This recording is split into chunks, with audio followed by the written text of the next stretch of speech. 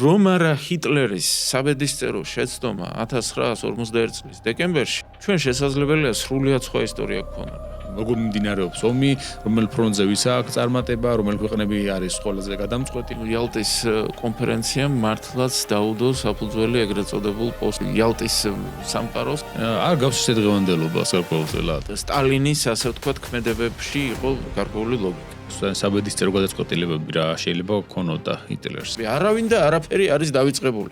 დავიწყებულია ბატონებო.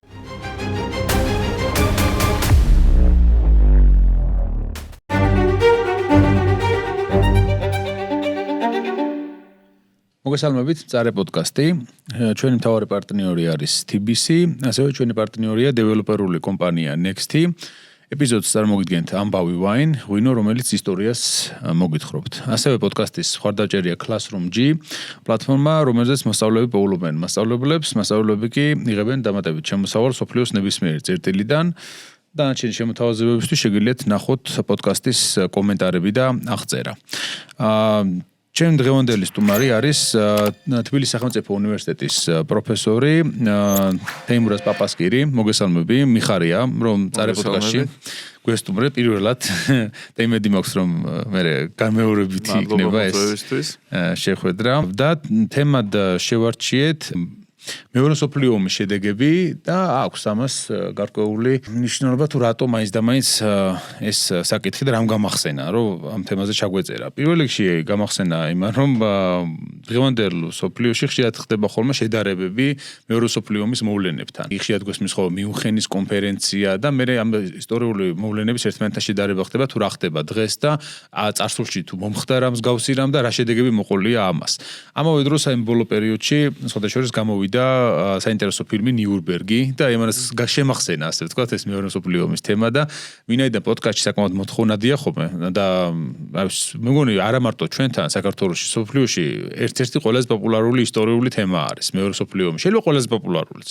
ვინაიდან თუნდაც ნახოთ სამხედრო ისტორიის კონფერენციები იქნება ეს თუ ზოგადად მსოფლიო ისტორიის ახალი და უახლესი ისტორიისა ყოველთვის მეორე მსოფლიო ომი დომინირებს ხოლმე თემებში. ხა პირადად მე პორტუგალიაში წელს ვიყავი სამხედრო ისტორიის კონფერენციაზე ლისაბონში, სადაც სამხედრო ისტორიის ანუ სესიების დაახლოებით 70% იყო მეორე მსოფლიო ომის თემაზე. აი ისეთ დონეზე უკვე რომ თითოეული ბატალიონის, თითოეული ასეულის, თითოეული კაპიტნის და ასე შემდეგ მათი ისტორიებიც კი იყო განხილული ამ თვალსაზრისით შეიარაღება და ტაქტიკა, სტრატეგია და შემდეგ ხო აბსოლუტურად ყოველთვის ასეა ხოლმე. გინდაც აი ამერიკაშიც მიუხედავად იმისა რომ რამდენი ხანია გასული სამხედრო ისტორიას დღესაც რომ იკვლევენ, რომ ნახოთ თუ ყოველწლიურად ვინ იღებს სამხედრო ისტორიის საზოგადოების ჯილდოს 90% არის ხოლმე მეორე მსოფლიო ომზე ამ ნაშრომებისა, ასე რომ ძალიან დიდ აქტუალობას ინარჩუნებს ეს თემა. თანაც ეს არის ომი, რომლის მსგავსი არც მანამდე არ ყოფილა კაცობრიობის ისტორიაში და არც მაგის მერე. ანუ ყველაზე დიდი, ყველაზე მასშტაბური, ყველაზე სისხლისმღვრელი, აბსოლუტურად აი სამხედრო ისტორიის მოყვარულებისთვის გარკვეულწილად აი ცუდისა, ნათქვამია, მაგრამ 64 ამ თვალსაზრისით რა, რომ როგორც სამხედრო ისტორიის შესასწავლად ამ კუთხით, ხო? უამრავი ადამიანია გატაცებული და რა ვიცი, საქართველოშიც მეურს აინტერესებს. ასევე ეს არის თემა, რომელზეც მიუხედავად იმისა, რომ უახლესი ისტორიისაა, ძალიან ბევრი მითიც არის გავრცელებული. ხა ბოლო საბჭოთა პერიოდში არის ბევრი რამ დამკვიდრებული, მე ამას გადახედვა მიმდინარეობს ხოლმე, მე ეს გადახედვა ზოგჯერ მტკივნეულია ხოლმე და მიმდინარეობს ამაზე დავა, მიმდინარეობს დავა ყოველწლიურად იმაზე 8 თუ 9 მაისი მიმდინარეობს იმაზე, ხო, რომ ვინ იყო თავარი გამარჯვებული ამ ომის და ასე შემდეგ. მაგრამ მოდი პირველი საკითხი, რაც პრინციპში ახლა მე ასეც შესავალი გავაკეთე, ანუ რატომ ინარჩუნებს მეორე მსოფლიო ომი თანამედროვე ისტორიაში ასეთ განსაკუთრებულ მნიშვნელობას? ხო, პირველ რიგში უნდა ითქვას, რომ მეორე მსოფლიო ომზე დაწერილი ლიტერატურის რიცხვი უბრალოდ უთვალავია პრაქტიკულად. მე მახსოვს 2000 წელს ნიუ-იორკის ბიბლიოთეკაში რო ვიყავი და რომ მივეცით ზებნა უბრალოდ აი ეს საგნობრივი ძებნა მეორე მსოფლიო ომი და გავფილტრე რომ უნდა ყოფილიყო მხოლოდ სამეცნიერო ლიტერატურა, კომპიუტერმა უბრალოდ ვერ ამოაგდო ყველა შედეგი, იმიტომ რომ 10000 ქონდა ლიმიტი და 10000-ზე გაჩერდა. შემდგომ სისტემა დახვეწეს და როდესაც 2004 წელს შევამოწმე უკვე ისევ ამ კუთხით 25000-ზე მეტი იყო მხოლოდ და მხოლოდ სამეცნიერო ტიპის ლიტერატურა. ნიუ-იორკის ბიბლიოთეკაში, რაც იმას ნიშნავს, რომ კიდე ყველაფერი არ იყო რასაკვირველია, იმიტომ რომ ძირითადად ინგლისურენოვანი ლიტერატურა იყო იქ. რასაკვირველია, არც ერთ სხვა თემაზე ამდენი არ დაწერილა, მართლაც უკვე თითოეული ცალკეული პოლკების დონეზე არის შესწავლილი და ბატალიონების დონეზეც კი ზოგჯერ ისტორიაში ეს საკითხი. იმიტომ რომ უდიდესი გავლენა იქონია მართლაც მსოფლიოზე. ახლა აქ საუბარი არ არის მარტო იმაზე, რომ მოიცვა მთელი ევროპა, აზია და აფრიკის საკმაოდ დიდი ნაწილი, ჩრდილოეთ აფრიკა პრაქტიკულად მთლიანად.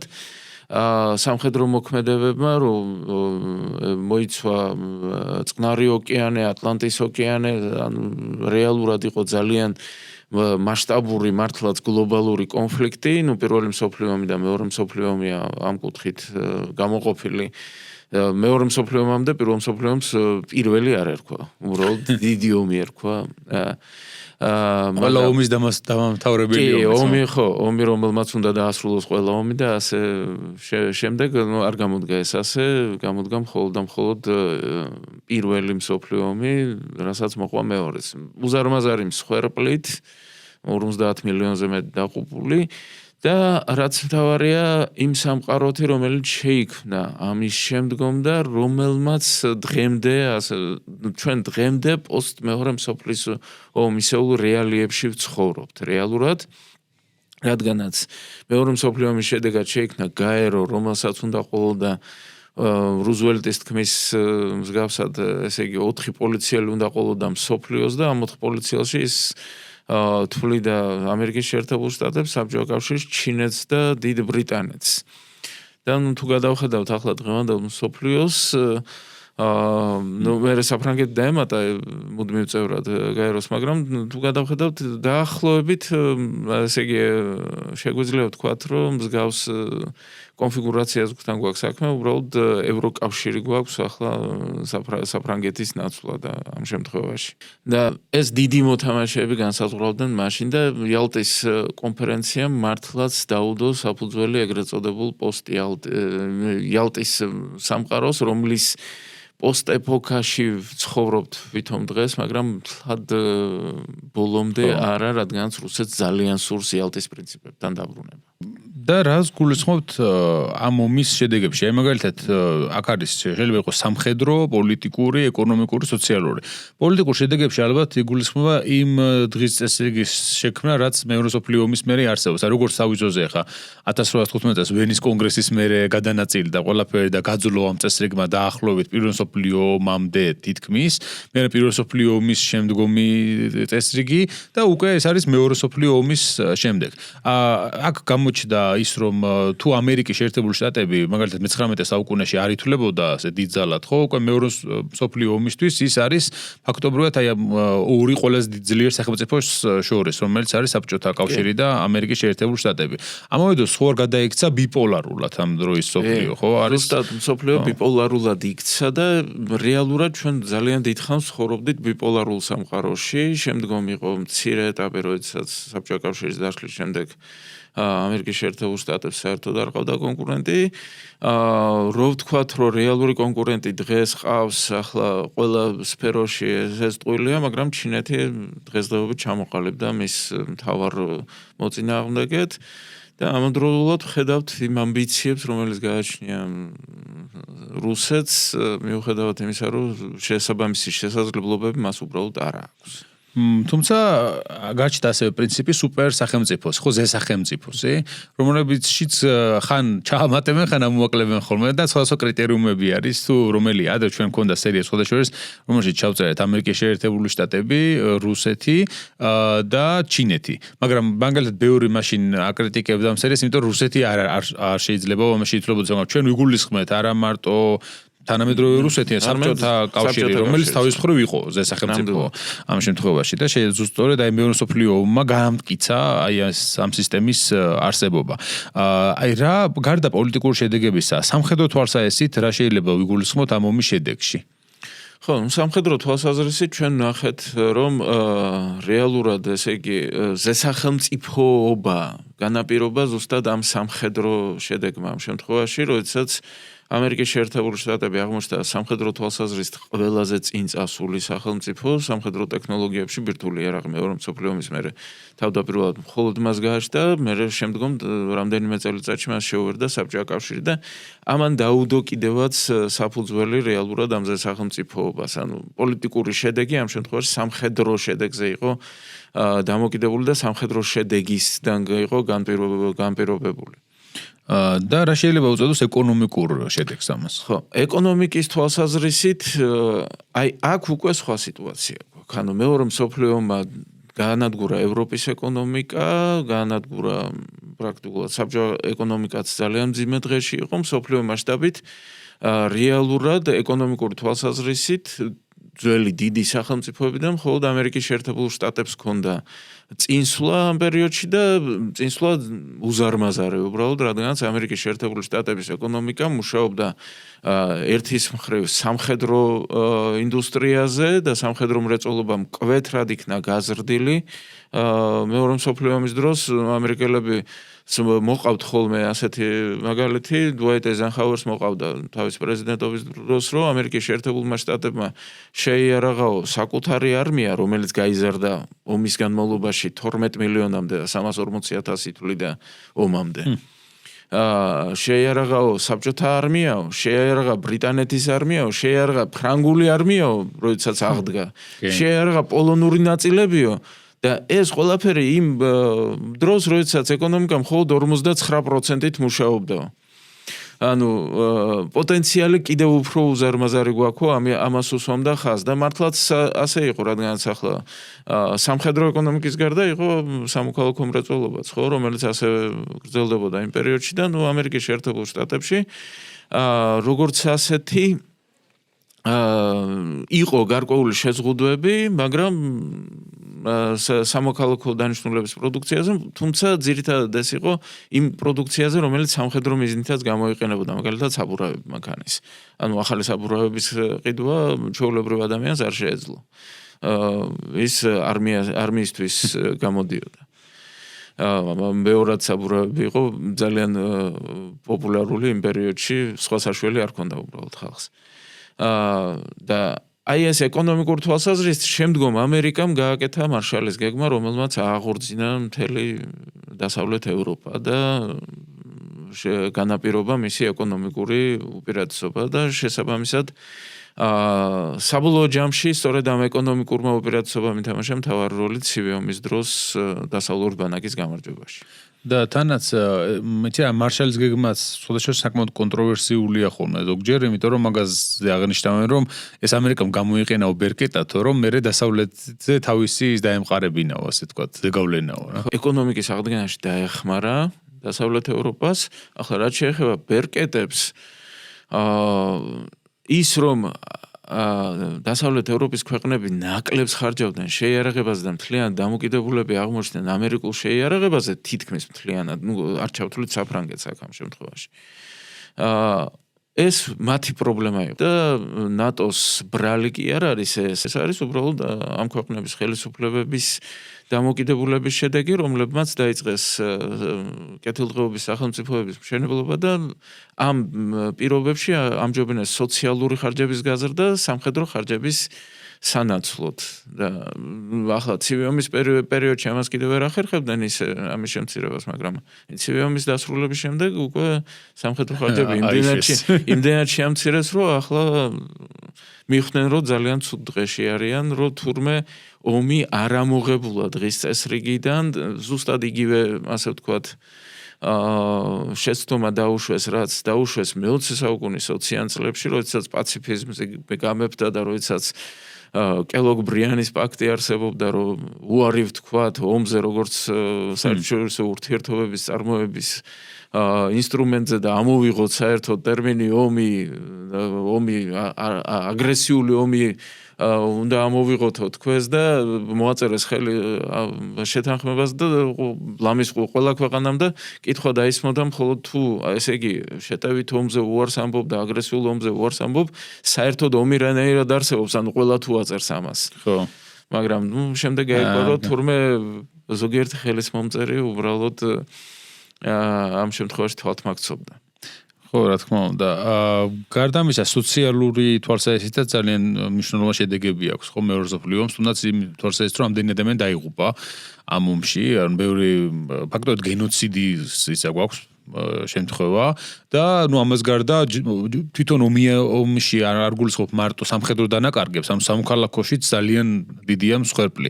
ჯერ მარტო ვნახოთ უკვე რიცხვებში ითვლება, ხო? ანუ გულისხმობ მილიონებში ითვლება. ათეულობით მილიონი როცა არის დაღუპული, თავისთავად ასეა. ძალიან დიდი გავლენა იქონია სოციალური თვალსაზრისით. სხვა შორის აი ეს ასე ვთქვათ დამოკიდებულებაც რომ ომის თაობა შემდგომ ომგადატანილი თაობა ყოველთვის ცდილობს თავისი შვილების უფრო სათბურის პირობებში გაზრდას. თვითონაც მოაკლდა იმათ რომ ხო და ეს განსაკუთრებით შესამჩნევი იყო ზუსტად 60-იანი წლების ევროპაში, როდესაც ეს ახალგაზრდობა, რომელიც დაიბადა და გაიზარდა ომის შემდგომ ევროპაში და რომელსაც თავდაპირველად შეიძლება რაღაცები აკლდა, მაგრამ შემდგომ ესე იგი მშობლები ყველაფერს აკეთებდნენ, რომ არაფერი მოკლებოდა, სრულიად სხვა ღირებულებებზე და სხვა ფასეულობებზე გაიზარდნენ და სხვა შეხედულებები ჰქონდათ და ამანაც გარკვეულწილად იქონია შემდგომ პოლიტიკაზე გარკვეული გავლენა ამ სახელმწიფოებში და ევროპაში განსაკუთრებით. თანაც ამ ომმა პოლიტიკური თვალსაზრისით ხა ჩვენ თქვით რომ შეიქმნა ეს ბიპოლარული სამყარო, მაგრამ ამავე დროს გაქრა სხვები, რომლებიც არსებობდა მანამდე დიდ ძალებსაც შეიძლება უწოდოთ, ხო? იმპერიები ამ შემთხვევაში. ჯერ პირველში დაიწყო იმპერიების ნგრევა და მეორეში ფაქტობრივად რაღაც მოუთავა ხელი უკვე საბოლოოდ, ხო? გერმანია ამ შემთხვევაში ერთი რაიხი თავისთავად, იტალია, რომელსაც ჰქონდა ასევე ამბიციები და ხა არ იყო იტალია, რა თქმა უნდა, ის საპირწონე ძალა ან საბჭოთა კავშირის ან ამერიკის მაგალ შემთხვევაში ჰქონდა ამბიცია. იაპონია განსაკუთრებით ალბათ, რომელიც წყნარ ოკეანეში ცდილობდა დომინირებას და ნუ ბრიტანეთის იმპერია შეიძლება დავასახელოთ აქვე, რომელსაც ასევე ფაქტობრივად ბოლო ეტაპზე არის თავისი იმპერიისა. ხო, ოღონდ უნდა ვთქვათ, რომ იმპერიების ხანა როგორც ასეთი არ დასრულებულა და უბრალოდ დასრულდა ასე ვთქვათ გერმანიის მესამე რაიხი ძალიან მცირეხნიანი იყო ამ შემთხვევაში და თვითონ გერმანიის იმპერიაც მანამდე პირველ მსოფლიო ომამდე არსებული არ იყო ხანგრძლივი პერიოდის დასრულდა იაპონიის მისწრაფებები იმპერიული რომელიც ასევე არ იყო ერთ საუკუნეზე მეტი ხნის სამაგიეროდ გამოჩნდა ახალი მოთამაშეები საბჭოთა კავშირი ამერიკის შეერთებული შტატები ახლა იმპერიად ალბათ უფრო ნაკლებად შეიძლება მოიხსენიოთ, რადგან ტერიტორიული გაფართოებისკენ ნაკლებად ისწრაფოდა ხოლმე, მაგრამ სამაგიეროდ ზესახელმწიფო შემოვიდა ამის ანსლოდ. ახლა საბჭოთა კავშირი კლასიკური იმპერია იყო, ისე როგორც აი რუსეთი დღეს აგრძელებს აი ტერიტორიებზე დაყრდნობით. ნუ ხედავთ, რომ ამერიკის შეერთებული შტატები უფრო სხვა ტიპის ზესახელმწიფოა და ჩინეთიც ალბათ ცოტა სხვა ტიპის ზესახელმწიფოობაზე ფიქრობს ჯერჯერობით, თუმცა მე მგონი არც კლასიკური იმპერიობაზე იტყვის უარს, განსაკუთრებით თუ შეექმნა ამის შესაძლებლობა. ოღონდ ამის შესაძლებლობა შეიძლება მხოლოდ რუსეთის ხარჯზე შეექმნას და აქედან გამომდინარე რეალურად მისი მოწინააღმდეგე სწორედ რუსეთი უნდა იყოს. ამავე დროს გაჩნდა ახალი ქვეყნებიც ხო რუკაზე ან დაბრუნდა ან თავის ძროზე რომელიც აღარ არსებობდა. მაგალითად გერმანიამ ხო თავის ძროზე რაიხმა ჩაყლაპა ევროპული ქვეყნები გარკვეულწილად ჩეხოსლოვაკია, ავსტრია თუნდაც. ხო, თუმცა ეს ხო მხოლოდ 6-7 წლის ამბავი იყო და შესაბამისად არ იყო ამ შემთხვევაში პრინციპული სიტუაცია, ნუ ავსტრიასთან მიმართებაში ცოტა მეთხანს გაგრძელდა 45 წლამდე ის იყო დაყოფილი და ოკუპირებული მოკავშირეების მიერ და შესაბამისად ცოტა მეტი ხანი გაგრძელდა, მაგრამ რაც შეეხება ჩეხოსლოვაკიას, ახლა ის აღდგა 45 წელს მართალია უკვე საბჭოთა კონტროლის ქვეშ, მაგრამ ეს პრინციპში უნდა ითქვას, რომ თავის დროზე ცოტა ხელოვნური წარმონაქმნი იყო ჩეხოსლოვაკია. დაიშალა კიდეც მერე საბოლოოდ. და საბოლოოდ დაიშალა კიდეც ახლა 1919 წლამდე ჩეხები და სლოვაკები ერთ დამოუკიდებელ სახელმწიფოში მხოლოდ მე-10 საუკუნის მიწურულს მე-11 დასაწყისში არსებობდნენ და არ არის გასაკვირი ეს ამბავი. ამავდროულად დეკოლონიზაციის რაღაც მეორე მსოფლიო ომის შემდეგ აქტიურად დაიწყო ხო აზიაში, აფრიკაში, ახლო აღმოსავლეთში. ვის ხარჯზე ზედად ბრიტანეთის ალბათ. ხო, დაიწყო ბრიტანეთის იმპერიის ხარჯზე, რასაკვირველია, იმიტომ რომ ყველაზე დიდი სახელმწიფო იმ დროს დიდი ბრიტანეთი იყო, 40 მილიონი კვადრატული კილომეტრი ჰქონდა. ტერიტორია დეკოლონიზაცია სწორედ ბრიტანეთიდან დაიწყო, ინდოეთი განსაკუთრებით ინდოეთი და პაკისტანი ამ შემთხვევაში უნდა გამოვყოთ. და შემდგომ უკვე მიყვება 50-იანების ბოლოდან 60-იანების დასაწყისში აფრიკის კონტინენტის, რომელიც უკვე არა მარტო ბრიტანეთის, არამედ საფრანგეთის, ბელგიის ყოფილი კოლონიების გათავისუფლების მომსწრე გავხდით და შემდგომ 70-იან წლებში უკვე პორტუგალიის იმპერიის დაშლა, როგორც მაშინ მას ეწოდა, ბოლო იმპერია დაიშალა, ბოლო ევროპული იმპერია, მაგრამ არსებობდა საბჭოთა კავშირი და შესაბამისად არანაირი ბოლო იმპერია ბოლო ევროპული იმპერია ნამდვილად არ იყო. გარდა, რა თქმა უნდა, ამ შედეგების ჩვენ გვაქვს რკინის ფარდა, რომელმაც ძალიან დიდწილად განსაზღვრა ევროპაში სიტუაცია, სადამდე ვრცელდებოდა ერთის და მეორე მხარის გავლენა და რა მოიტანა რკინის ფარდა მთლიანობაში. ხო, რკინის ფარდა ცივი ომის ნაყოფია ამ შემთხვევაში და საბჭოთა სისტემის შედეგი იყო. საბჭოთა კავშირმა ჩამოაფარა ფაქტობრივად რკინის ფარდა, ჯერ მარშალის გეგმაზე უარის თქმით, როდესაც აუგრძალა თავის სატელიტად ჩამოყალიბებულ სახელმწიფოებს, პოლონეთს, ჩეხოსლოვაკიას და ასე შემდეგ მარშალის გეგმაში მონაწილეობა არადა სურვილი მათ ჰქონდათ და თავდაპირველი თანხმობაც განაცხადეს, რამაც მათი ეკონომიკის აღდგენა რასაკვირველია შეაფერხა და გაცილებით უფრო ხანგრძლივი პროცესი გახადა და უფრო მეტიც იმ დონეზე ვერ გაიყვანა, რა დონეზეც უნდა გასულიყვნენ. და შედეგად შემდგომ უკვე საბჭოთა კავშირს დასჭირდა ჩაკეტვა, ასე ვთქვათ, თავისი მიმართულებების იმის გამო, რომ ხალხი, რომელიც გადადიოდა ელემენტარულად სხვა ქვეყნებში, კაპიტალისტურ ქვეყნებში, ხედავდა, რომ იქ ბევრად უკეთესი ცხოვრება იყო.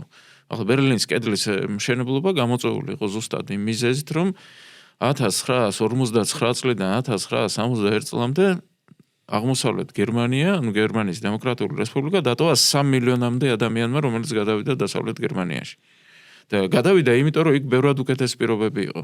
და ამის ნახვა მარტივი იყო, ახლა ვთქვათ, გედერეს და გეფერეს შორის საზღვარი იყო ჩაკეტილი, მაგრამ ბერლინში შეიძლებოდა გადასვლა აღმოსავლეთ ბერლინიდან დასავლეთ ბერლინში უპრობლემოდ და იქიდან უკვე დასავლეთ გერმანიაში გადაფრენა. და იმდენად დიდი კონტრასტი იყო აღმოსავლეთ და დასავლეთ ბერლინის შორის, ვისაც ასე ვთქვათ, ფილმებშიც კი არის ეს დაფიქსირებული ძალიან კარგად. კი არა დღემდე იგრძნობა ხოლმე ეს გარკვეული განსხვავება, ხო? შემდეგ გასაკვირად 2007 წელს, როდესაც ჩავედი ბერლინში, გაირკვა, რომ ესე იგი არა მარტო ვიზუალურად იგრძნობოდა გარკვეული განსხვავება, ანუ არქიტექტურული თვალსაზრისით, არამედ განსხვავება ყოფილა თურმე ეკონომიკური, თუნდაც რო ავიღოთ ხელფასების თვალსაზრისით, ანუ ერთ-იგივე ტიპის ფირმას აღმოსავლეთ ბერლინში უფრო დაბალი ხელფასი ჰქონდა, ვიდრე დასავლეთ ბერლინში. ამავე დროს ჩვენ გვაქვს მეორე მსოფლიო ომის შედეგად ვარშავის პაქტი, რომელიც რას გულისხმობს და დღეს რატო აქტუალური? ხო, 1949 წელს შეიქმნა ჩრდილოატლანტიკის ხელშეკრულების ორგანიზაცია.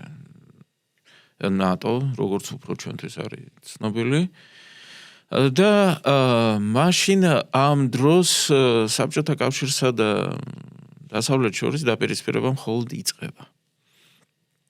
რაც შეეხება ნატოს შექმნას, სტალინს ეს რასაკვირველია არ მოეწონა.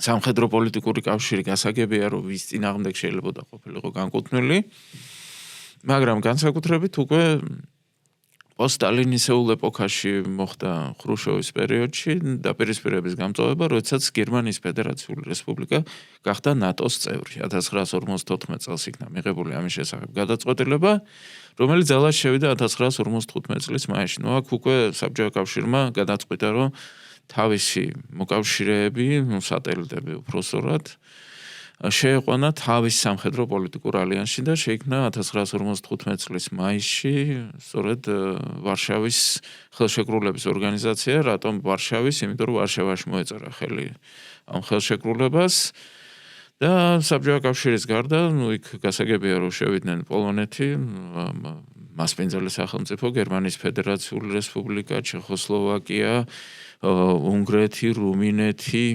ბულგარეთი და ალბანეთი იყო თავდაპირველად, მაგრამ შემდგომ ალბანეთი უკვე სტალინის კულტის დაგმობის შემდგომ გამოეთიშა თანდათანობით.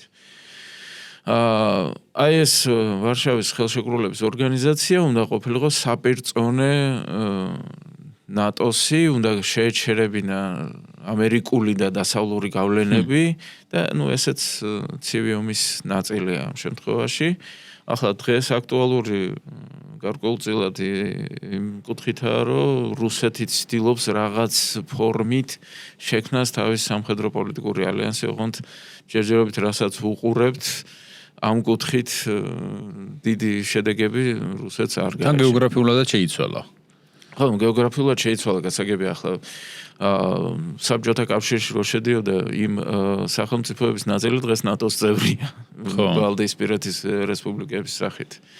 და ასევე პოლონეთი და ვარშავის ხელშეკრულების პრაქტიკულად ყველა წევრი ასევე ნატოს წევრია. ამიტომ ხამჯერად აღმოსავლეთში გადმოინაცვლა უფრო ამა, ხო? და პრინციპში ამ ორგანიზაციაში ჩვენ მეზობელი ქვეყნებიც კი, ოღონდ სომხეთის მონაწილეობა ნომინალურია აბსოლუტურად. ყაზახეთი იმის თანაწევრია ევრაზიული კავშირის, როდის ასე ვთქვათ, რუსეთისთვის სანდო წევრი ნამდვილად არ არის, შეუძლია დღესდღეობით ჯერჯერობით მხოლოდ ბელარუსს დაეხმაროთ და ისიც ბოლომდე არა. ასევე ჩვენ გვაქვს მეორე მსოფლიო ომის შედეგ ატომური რბოლა, ხო, ორ ქვეყანას შორის. თავდაპირველად ამერიკის შეერთებული შტატები ქმნის, მერე საბჭოთა კავშირი და იწყება ზრდა ამ ატომური იარაღის რაოდენობისა, თუ რომელი მხარე იქნება მოწინავე. ანუ დაახლოებით ეს მისდევს იმას, კოსმოსთვის რბოლას რაღაცნაირად თითქოს ერთ-იგივე პერიოდში რა ორივე. ორივე რაღაც ტექნოლოგიური პროგრესის ნიშანია, რომელი ქვეყანა გაიმარჯვებს ამ კუთხით. ხო, არა, კოსმოსისთვის ბრძოლას გასაგებია ფსიქოლოგიური ეფექტი უფრო ქონდა იმის საჩვენებლად, რომ აი მე ტექნოლოგიურად უფრო წინ ვარ. რაც შეეხება ბირთვულ იარაღს, აქ უკვე წმინდა სამხედრო თვალსაზრისით იყო, რომ აი მე მეტი ბირთვული იარაღი მაქვს, ასე რომ მე შემიძლია შენ განადგურო. ანუ შენ მე ვერ დამაკლებ ისე, ასე ვთქვათ, ვერ მოახერხებ ჩემს ისე დამარცხებას. რომ მე შენ საპასუხოდ სრულიად კატასტროფული შედეგი არ მოგიმზადო. ამ კუთხით ამერიკის შეერთებული შტატები ნამდვილად მოწინავე იყო. ახლა გასაგებია, რომ პოდკასტის მსმენელებს განსაკუთრებით ბერიას როლი აინტერესებთ ამ შემთხვევაში საბჭოთა იარაღის შექმნაში და ნამდვილად ძალიან დიდი როლი ითამაშა ამ შემთხვევაში ბერიამ. რეალურად უნდა ითქვას, რომ როდესაც გაირკვა 1945 წლის განმავლობაში საბჭოთა კავშირში, რომ მიდიოდნენ არასწორი გზით და შესაბამისად ვერ აღწევდნენ ჯაჭვურ რეაქციას, რაც აუცილებელი იყო ბირთვული იარაღის შესაქმნელად, ამის გარეშე რაც გამოსდიოდათ იყო ბინძური ბომბი. ამასთან დაკავშირებით ახლა მიზეზი პრინციპში ალბათ გასაგებია. საბჭოთა კავშირში თვლიდნენ დიდი პერიოდი ხნის განმავლობაში, რომ გერმანელები არიან მოწინავენი ამ კუთხით და შესაბამისად ცდილობდნენ გერმანელი ფიზიკოსების შრომის გამეორებას. მესამე რაიხი მუშაობდა ბირთვულ იარაღზე, მაგრამ აღმოჩნდა, ასე ვთქვათ, ზუსტად ამ დილემის წინაშე ჯაჭვური რეაქცია მათ არ გამოუვიდათ. არსებობს მონაცემები, რომ შეიძლება ბინძური ბომბის გამოცდა მოახერხეს კიდეც 45 წლის გაზაფხულზე, მაგრამ ეფექტი ახლა ბინძური ბომბის ისეთი არ არის, როგორც ჩვეულებრივი ბირთვული იარაღის, ისე ძალიან წარმავალია და სულ რამდენიმე კილომეტრიან რადიუსზე, ისიც რამდენიმე საათის განმავლობაშია ფაქტობრივად. და მე შემდგომ უკვე როდესაც გაირკვა, რომ ეს არასწორი გზაა, სტალინმა მოითხოვა ზუსტი ასლის გაკეთება და აქ უკვე ბერიას სამსახურმა ძალიან დიდი როლი ითამაშა. დაახლოებით შეიძლება ითქვას, რომ მანჰეტენის პროექტის 10-ზე მეტი მონაწილე ნებსით თუ უნებლიეთ, ზოგიერთი მათგანი შეგნებულად და ზოგიერთი აბსოლუტურად გაუთვითცნობიერებლად მუშაობდა საბჭოთა კავშირზე. ახლა გაუთვითცნობიერებლად მუშაობდა, ახლა თქვენი გითხავთ, როგორ არის შესაძლებელი, მაგალითად იყო ასეთი შემთხვევა, როდესაც ერთ-ერთი ფიზიკოსი, რომელიც მუშაობდა ლოს-ალამოსის ლაბორატორიაში, თავის სახლში ღამღამობით მუშაობდა ამ ნახაზებზე, ძირითადად ღამით მუშაობდა, დღის პირველ ნახევარში ეძინა, ამ დროს მოდიოდა დამლაგებელი, რომელიც ალაგებდა მის სახლს და ახლა ვერც წარმოიდგენდა ფიზიკოსი, რომ შესაძლებელი იყო მისი ნახაზები დამლაგებელს გადაეღო, იქიდან რაღაცები გაერკვია, მაგრამ გაერკვა, რომ დამლაგებელი საბჭოთა აგენტი იყო, რომელსაც ჰქონდა შესაბამისი განათლება ფიზიკის კუთხით მიღებული და აქედან შეეძლო წაეღო ინფორმაცია. ასეთი რაღაცებიც არსებობს. 1959 წელს საბჭოთა კავშირმა შექმნა ზუსტი ანალოგი, უბრალოდ გამოსცადა ზუსტი ანალოგი შექმნაც ალბათ ცოტა ის ძნელი ნათქვამია. 1957 წლისთვის სრული ინფორმაცია ჰქონდათ, 2 წელი დასჭირდათ ბომბის მოსამზადებლად და გამოსცადეს კიდევაც დაეწივნენ ამერიკის შეერთებულ შტატებში შეიძლება ითქვას. როდესაც უკვე საუბარი მიდის წყალბადის ბომბზე, აქ უკვე შეგვიძლია ვთქვათ, რომ საბჭოთა კავშირი გაცილებით სწრაფად დაეწია სულ რაღაც რამდენიმე თვეში ამერიკის შეერთებულ შტატებს. ხო, ეს ტექნოლოგიური წისვლა ძალიან ბევრ რამეს შეეხო გარდა ამისა, ხო? თუნდაც ის რომ მეორე მსოფლიო ომის დროსაც და უკვე შემდეგ ავიაცია გაცილებით უფრო მნიშვნელოვანი ხდება და ბრძოლის ველის ერთ-ერთი წამყვანი კომპონენტი გადაიქცა, თუ პირველ რიგშიც იყო გარკვეული კომპონენტი, ხო, ავიაციისა, მაგრამ არ იყო იმხელა მნიშვნელობისა და მასშტაბისა. და მეორეში უკვე ძალიან ბევრი რაღაცის შემცვლელი ჯერ მარტო Battle of Britain რაც ბრიტანეთსა და გერმანიას შორის ამხელა მასშტაბის საჰაერო დაპირისპირება იყო. რაც შეეხება ასე ვთქვათ ავიაციას, საერთოდ ტექნოლოგიური პროგრესი ომის თანდევი პროცესია და დღესაც ხედავთ უკრაინის ომის მაგალითზე, თუ როგორ შეიცვალა სულ რაღაც 3 წელიწადში ომის წარმოების ხელოვნება და თუ მანამდე ესე იგი საუბარი მიდიოდა ასეულობით და რამდენიმე 1000 დრონზე, ახლა უკვე საუბარი გვაქვს მილიონობით დრონის წარმოებაზე და მთელი მსოფლიო გადაეწყო დრონებზე და სხვადასხვა ტიპის დრონების გამოშვებაზე და შესაბამისად აქედან გამომდინარე ჩვენ ხედავთ, რომ უკვე ახალი ტიპის შეიარაღება გაცილებით სწრაფად მიდის. ავიაციას განსაკუთრებით შეეხო ახლა პირველ მსოფლიო ომში ძირითადად სადაზვერო და განმანადგურებლის ფუნქცია ჰქონდა თვითმფრინავს. მეორე მსოფლიო ომში უკვე ბომბდამშენები ძალიან აქტიურად გამოიყენება. და შემდგომ რაც მთავარია, აი აქ ეს არის მნიშვნელოვანი. ეს პროგრესი ტექნოლოგიური არ გაჩერებულა სამხედრო სფეროთი და გადავიდა სამოქალაქო სფეროზეც. და მთელი ეს ტექნოლოგიები სამოქალაქო სფეროშიც იქნა დამკვიდრებული. სამოქალაქო ავიაციის განვითარებაც სწორედ მეორე მსოფლიო ომის შემდგომ ხდება. და სწორედ ამ პერიოდში იწყება ახალი ინოვაციები, რომლებიც სრულიად ცვლის სამყაროს და ჩვენ ვხედავთ ყოველდღიურ ცხოვრებაშიც ახლა იგივე დღევანდელი ინტერნეტი თავდაპირველად სამხედრო დანიშნულებისთვის იყო გამოყენებული და შესაბამისად მის წინამორბედი უბრალოდ დამაკავშირებელი. იგივე კომპიუტერები თავდაპირველად ძირითადად სამხედრო სფეროში გამოიყენებოდა, შემდგომ გადავიდა ჩვეულებრივ სამომხმარებლო ეკონომიკაში. კი, თუნდაც ძალიან ბევრი იარაღი, რომელიც მეორე მსოფლიო ომის შედეგად განვითარდა, ხო? მათ შორის ალბათ ყველას ახსენდება ხოლმე ავტომატი კალაშნიკოვი, ხო? რომელიც მე მთელი მე-20 საუკუნის სიმბოლოდ იქცა რაღაც ორსაესით, ანუ რა თქმა უნდა, განსაკუთრებით კომუნისტური ნაწილისა, მაგრამ realობაში ყველგან სადაც მე ახალი სახელმწიფო შეიქმნა, სადაც რაიმე აჯანყება იყო რაღაცა, ყველგან სიმბოლო ისევ და ისევ ტრიალებს ხოლმე და ის რო ეს შექმნილი ორი გერმანული ხო ავტომატური იარაღის ნიადაგზე ეგ საბჭოთა კავშირში ასაგრული კარგად დამალეს. კი, თუმცა ეგეც ზუსტად მეორე მსოფლიო ომის შედეგია, ასე ჩანს რა, გერმანელების. ისე რამდენად რეალურია თუ გაზვიადებულია ის, რომ გერმანული ტექნოლოგიებით ძალიან ისარგებლეს მერე საბჭოთა კავშირმა და ამერიკამ.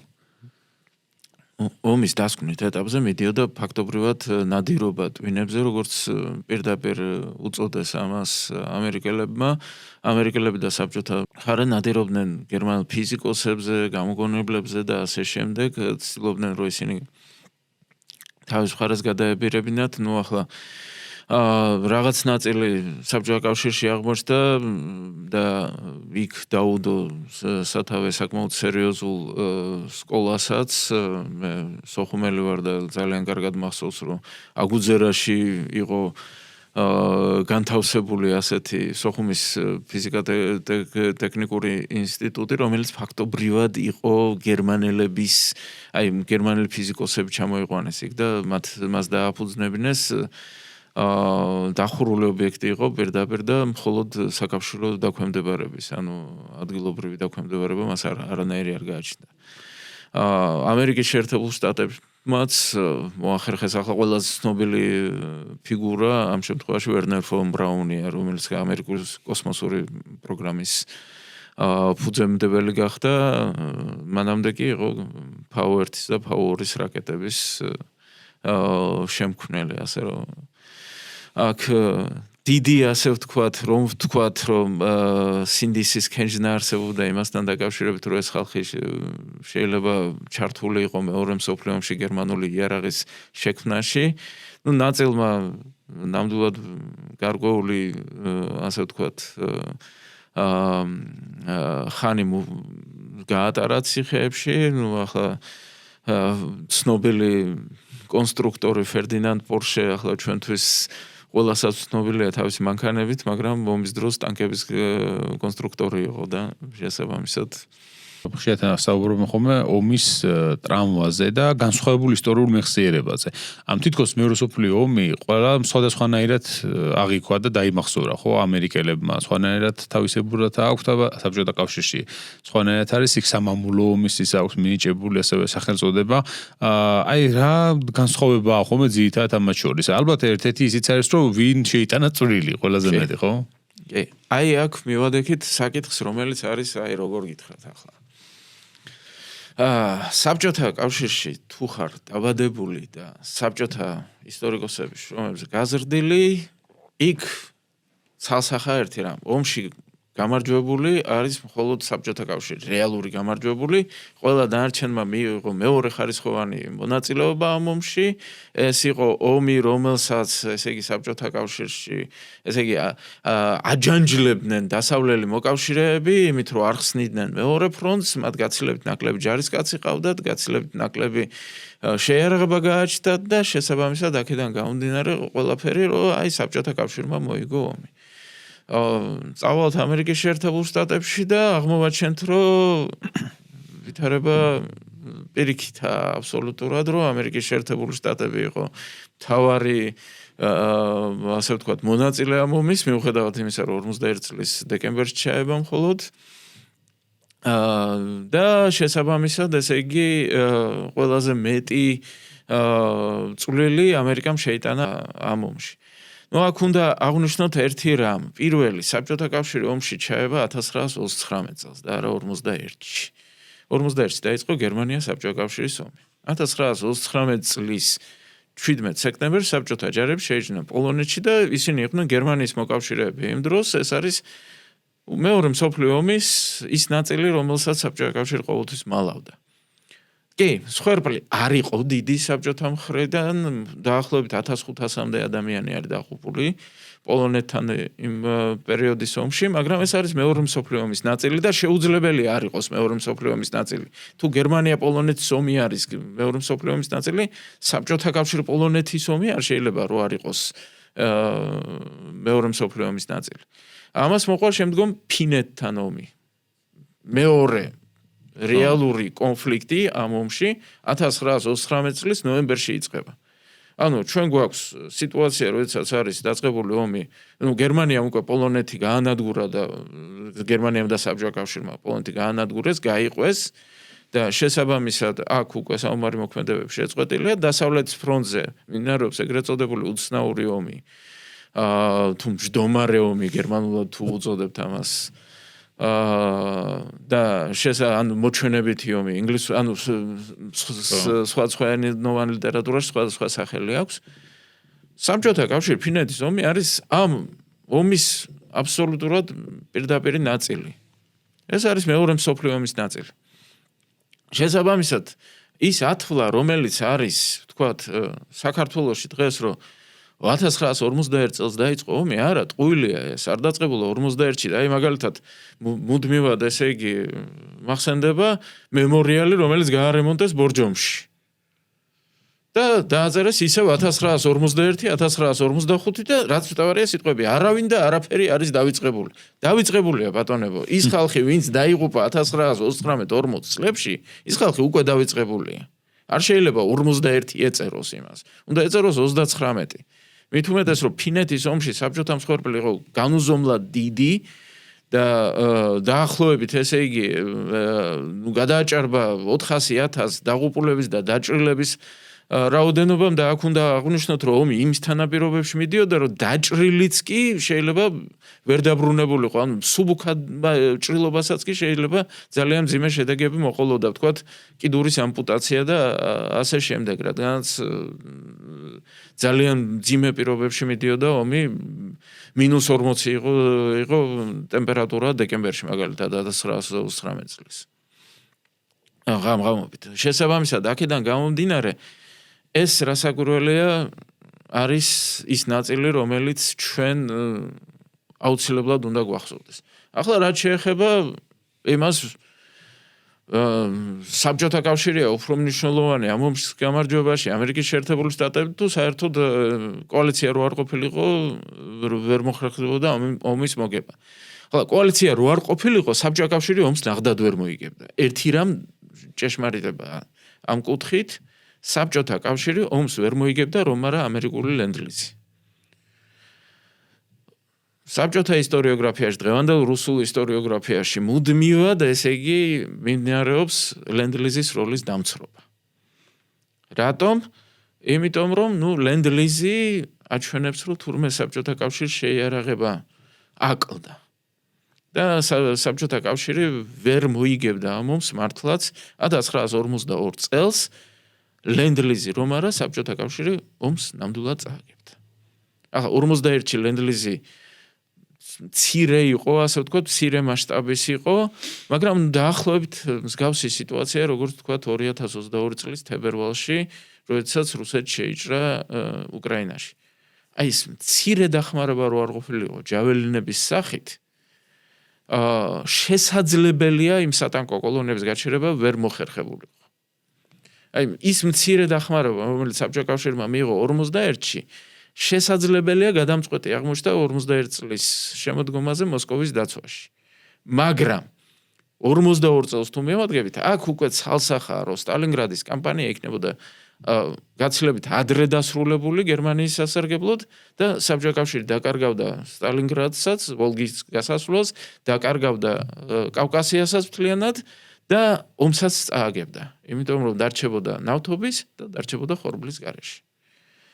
და აქ გადამწყვეტი როლი ითამაშა ზუსტად ამერიკულმა ლენდლიზმა, რომელიც დიდი რაოდენობით მოდის 42-ში და იქ რომ თუ ვიტყვით რომ აი ამერიკამ ტანკების მცირე ნაწილი მიაწოდა საბჭოთა კავშირს, აქ უნდა გვახსოვდეს რომ კი მცირე ნაწილი მიაწოდა იმასთან შედარებით, რაც საბჭოთა კავშირმა გამოუშვა, იქ პროცენტულად თქვათ მაგრამ არც პროცენტულად იყო მთლად ძალიან ცოტა, ახლა 10%-დან 25%-მდე იყო სხვადასხვა ჯავშან ტექნიკის მიწოდება, მაგრამ თავარია რომ მიწოდება როდის ხდება? აი ამ ტექნიკის მიწოდება ხდება 42 წელს. ანუ მთლიანად 42-ში. ანუ როდესაც შენ ადარებ 41-დან 45-მდე გამოშვებულ ტექნიკას 42-ში მიწოდებულს და იქიდან გამოკავს პროცენტი, გასაგებია რომ პროცენტი გაცილებით დაბალია, მაგრამ სიამოვნებაში საბჭოთა არმია 42 წელს ძირითადად იბრძოდა ამერიკული პროდუქციით. ამ ჯავშან ტექნიკით. ანუ ნარჩენებით რაც ჰქონდა თავისი დარჩენილი და უნდა ითქვას რომ ნარჩენები იყო მართლა შედარებით უხარისხო. და მცირე რიცხოვანი იყო ახალი მოდელები, იმიტომ რომ 41-ში საბჭოთა კავშირმა დაკარგა იმ ახალი მოდელების უდიდესი ნაწილი, რომელიც კონცენტრირებული ჰქონდა გერმანიის საზღვარზე. მაგრამ აი 42-ში მიიღო ის რაც სჭირდებოდა, ანუ ტანკები და შესაბამისად 53-ში მოტომექანიზებული ბრიგადები როცა შეიქმნა, მოტომსროლელი ბრიგადები საბჭოთა, რატო იქმნება? იმიტომ რომ ამერიკამ მიაწოდა 400,000-მდე სტუდენტები. საბჭოთა კავშირს არ გააჩნდა ელემენტარულად შესაძლებლობა მოტომსროლელი ბრიგადები ყოლოდა მანამდე. რატომ? იმიტომ რომ არ გააჩნდა ამის შესაძლებლობა. უბრალოდ არ ქონდა ტექნიკური შესაძლებლობა. არც ომის შემდგომ პერიოდში ქონდა. ანუ ამ იმით განაპირობა. ანუ წლების მიხედვით ამერიკა აწვდიდა საბჭოთა კავშირს იმას, რაც უფრო სჭირდებოდა. და ნედლეულს აწვდიდა მთელი ამ 4 წლის განმავლობაში. ლენდ-ლიზი რომ არა, საბჭოთა კავშირი ამ ომს წააგებდა და ამ ლენდ-ლიზ და უფრო მეტიც შიმშილობა იქნებოდა დიდი. ლენდ-ლიზი რომ არა. რადგანაც არმიის ხო არ აწვდიდა. მარტო ერახს ხო არ აწვდიდა. რადგანაც არმიის მომარაგება საკვებით მნიშვნელოვანწილად იყო სწორედ ლენდ-ლიზის ხარჯზე. და ახლა ნოდარ დუმბაძე ყველას აუკითხავს საქართველოში და იცის რომ შიმშილობას გარკვეული მომენტები იყო იმ პერიოდის საბჭოთა კავშირში. რატომ? იმიტომ რომ ჯერ ერთი მოსახლეობის დიდი ნაწილი გაწვეულია ფრონტზე და უბრალოდ დამუშავება ვერ ხერხდება, მეორე დაკარგულია უკრაინის ტერიტორია, რაღაც პერიოდი დაკარგულია კავკასია, ყუბანი და ასტრახანის ოლქების, ასე ვთქვათ, ანუ ჩრდილოეთ კავკასიის ის ნაწილი, სადაც შესაძლებელი იყო ასევე ხორბლის მოყვანა და ფაქტობრივად ნაკლებობა არის საკვების და ახლა წარმოიდგინეთ, ახლა არმიასაც დაეტყობოდა ეს, რომ არა ამერიკული ლენდ-ლიზი. რა თქმა უნდა. მაგრამ აქ გარდა ორი ძირითადი ხედვა ამერიკული და საბჭოთა, მაგრამ ასევე ომი მიმდინარეობდა ისეთ რეგიონებში, რომელშიც ჩვენ ნაკლებ ყურადღებას ვაპყრობთ ხოლმე, იაპონია, ჩინეთი, ასე შემდეგ. აი ისინი როგორ უყურებენ ამ კონფლიქტს? მათთვის თუ არის რამე განსხვავებული ხედვა ჩინელებისთვის? ჩინეთისთვის მეორე მსოფლიო ომი დაიწყო 1927 წელს. ხო, რატომ არა 21-ში, არ ვიცი, მაგრამ 27-ში დაიწყო. ეს რასაკვირველია. წყნარი ოკეანის ომის ნაწილი ჩვენთან ნაკლებად არის შესწავლილი, ნაკლები ყურადღება ეთმობა, თითქოს ეს მეორე ხარისხოვანი ფრონტი იყო, იქ მსხვერპლი გაცილებით ნაკლები იყო და ასე შემდეგ, მაგრამ ძალიან დიდი მნიშვნელობა ჰქონდა სტრატეგიული თვალსაზრისით რეალურად წყნარი ოკეანის ომს. პირველი უნდა გავითვალისწინოთ ერთი რამ, რომ არა ჰიტლერის საბედისწერო შეცდომა 1941 წლის დეკემბერში ჩვენ შესაძლებელია სრულიად სხვა ისტორია გქონოდა. წარმოიდგინეთ, 1941 წლის 7 დეკემბერს, როდესაც იაპონია დაესხა თავს პერლ ჰარბორს, რუზველტის პირველი რეაქცია იყო არასწორი ომი, არასწორ დროს, არასწორ ოკეანეში. მეორე დღეს იკრიბება კონგრესი, ომს უცხადებს 8 დეკემბერს იაპონიას. არავითარი ომის გამოცხადების საკითხი გერმანიისთვის არ დგას დღის წესრიგში. რატო? იმიტომ რომ იაპონია დაესხა თავს ამერიკას. რუზველტი ფიქრობს, რომ ვითარება არის მკვეთრად გაუარესებული, იმიტომ რომ ის გერმანიასთვის მთავარ მოწინააღმდეგე, იაპონია მისთვის მეორე ხარისხოვანი მოწინააღმდეგეა და ამ სიტუაციაში ეს არის მისთვის აბსოლუტურად მიუღებელი ფაქტი. 11 დეკემბერს გერმანია და იტალია იქით გამოუცხადეს ომი ამერიკის შეერთებულ შტატებს. და აი აქ უკვე ამუშავდა სტრატეგია გერმანია ჯერ გერმანია, შემდგომ უკვე იაპონია. წინააღმდეგ შემთხვევაში ეს სტრატეგია ვერ ამუშავდებოდა, ამერიკელები ისეთ დახმარებას ვერ გამოყოფდნენ ვერც დიდი ბრიტანეთისთვის და ვერც მით უმეტეს საბჭოთა კავშირისთვის, იმიტომ რომ რა პირობებში უნდა გამოყო შენ ახლა საბჭოთა კავშირისთვის ისეთ დახმარება, როდესაც საერთო მტერი არ ყავს. იაპონიასა და საბჭოთა კავშირის შორის თავდაუხმელობის პაქტი არსებობს. იაპონია თავს საბჭოთა კავშირს არ დაესხა. ანუ გერმანელები, ჰიტლერი აშკარად თვლიდა, რომ იაპონია პასუხად, მადლიერების ნიშნად საბჭოთა კავშირს გამოუცხადებდა ომს, მაგრამ იაპონელებმა შეუთვალეს დიდი მადლობა ჩვენი მხარდაჭერისთვისო, ამ ომში ჩაბმისთვისო, მაგრამ საბჭოთა კავშირთან ჩვენ პაქტი გვაქვს თავდაუსხმელობის შესახებ, რომელსაც იაპონია მართლაც განუხრელად იცავდა იმ 4 წლის განმავლობაში. თუმცა საბოლოოდ საბჭოთა კავშირმა დაარღვია, ანუ 5 წლიანი იყო პაქტი, დაარღვია 1 წლით ადრე ანუ მაშინ როდესაც შეტყობინება უნდა ითქვა, რომ პაქტი არ გაგრძელდება და ამის ნაცვლად პირდაპირ დაესხა თავს. შესაბამისად, ახლა ამერიკელების განწყობაც ხო უნდა გავიგოთ, ახლა საზოგადოებრივი აზრი ძალიან ბევრს ნიშნავს. მთელი ომის განმავლობაში ამერიკისთვის ნომერ პირველი მტერი იყო იაპონია და არა გერმანია. ანუ საზოგადოებრივი გამოკითხვები, მას შემდეგ რაც დაიწყო ომი, 90%-ს მიაჩნდა ამერიკის შეერთებულ შტატებში 1942 წელს, რომ მთავარი მოწინააღმდეგე არის იაპონია და არა ამერიკა. და არა გერმანია. და ახლა წარმოიდგინეთ ამ სიტუაციაში როდესაც ვადარებთ კიდევაც თქვათ რამდენი მილიონი ჯარისკაცი ყავდა საბჭოთა კავშირს, ყოველთვის საბჭოთა კავშირი ადარებს აღმოსავლეთ ფრონტს და დასავლეთ ფრონტს. არასდროს სათვალავში არ მოყავს წყნარი ოკეანის ფრონტი, სადაც მილიონობით ამერიკელი ჯარისკაცი იყო.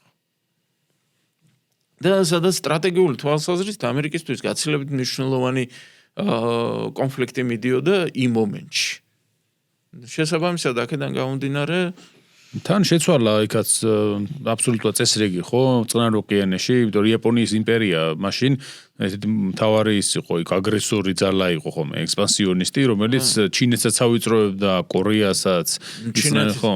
ჩინეთის კონტინენტური ნაწილის ძალიან დიდი ტერიტორია ჰქონდა დაპყრობილი, ცალკე მანჯურიის სახელმწიფო ჰქონდა გამოყოფილი იქით.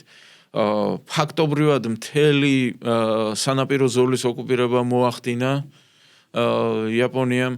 ახლა იაპონიის გადაწყვეტილება რომ თავს დასმოდა ამერიკის შეერთებულ შტატებს და არა საბჭოთა კავშირს მთლიანად განპირობებული იყო ნავთობის საკითხით იმ შემთხვევაში, რადგანაც ამერიკის შეერთებული შტატები იყო იაპონიისთვის ნავთობის მთავარი მიმწოდებელი და როდესაც ამერიკის შეერთებულმა შტატებმა 1941 წლის აგვისტოში ჯერ კიდევ ომში ჩაბმამდე იაპონიას დაუწესა სანავთობო ემბარგო, იაპონიის ხელისუფლება დადგა არჩევანის წინაშე, რომ რა ვქნათ.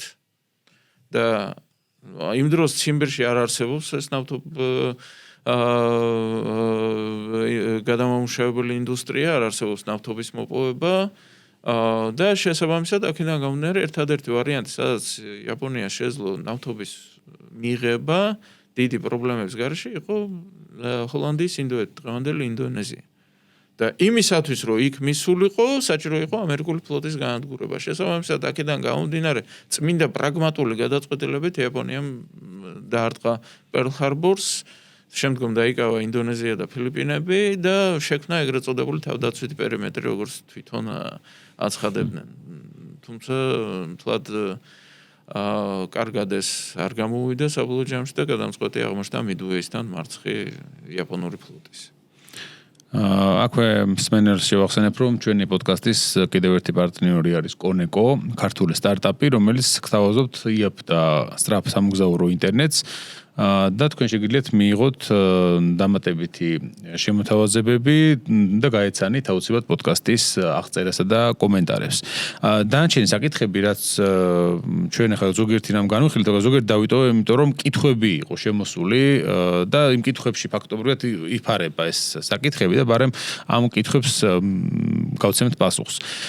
პირველი შეკითხვა იყო ასეთი და რა თქმა უნდა, რამდენიმე ჰქონდა ეს შეკითხვა დასმული, ჰქონდა თუ არა გეგმაში სტალინის ტაუკლარჯეთის მიწების დაბრუნება თურქეთისაგან, თუ ჰქონდა რამ შეუშალა ხელიო და ხშირად არის ხოლმე ამაზე საუბარიო და რა დგასო ამის უკან რა რეალობაა. კი ბატონო, ახლა ყველასათვის ცნობილია საკითხი, რომ 1945-47 წლებში საბჭოთა კავშირი ემზადებოდა თავდასხმისთვის თურქეთზე. ახლა აქ საკითხის ასე დასმა, რომ სტალინს სურდა ტაუკლარჯეთის მიწების დაბრუნება, სიამბლეში ცოტა სხვა კუთხით დანახვა. უტრირებულია ხო რაღაცა. სხვა კუთხით დანახვა პრობლემის ახლა. პოცდამის კონფერენციაზე საბჭოთა კავშირმა მართლაც წარადგინა პრეტენზია, რომ თურქეთის ორი პროვინცია, საუბარი იყო ყარსზე და არტაანზე ამ შემთხვევაში, უნდა გადმოეცეს საბჭოთა კავშირს. და ეს საკითხი მართლაც სერიოზულად დადგა განხილვის საგნად, მაგრამ თურქეთი ამასობაში უკვე ანტიჰიტლერული კოალიციის წევრია, მან ომი გამოუცხადა 1945 წლის 1 მარტამდე, რაც იყო მოთხოვნა. და შესაბამისად აქედან გამომდინარე პოცდამის კონფერენციაზე ბუნებრივია ამ საკითხის გადაწყვეტა ვერ მოხერხდა, სტალინი ამზადებდა ამას ყველაფერს.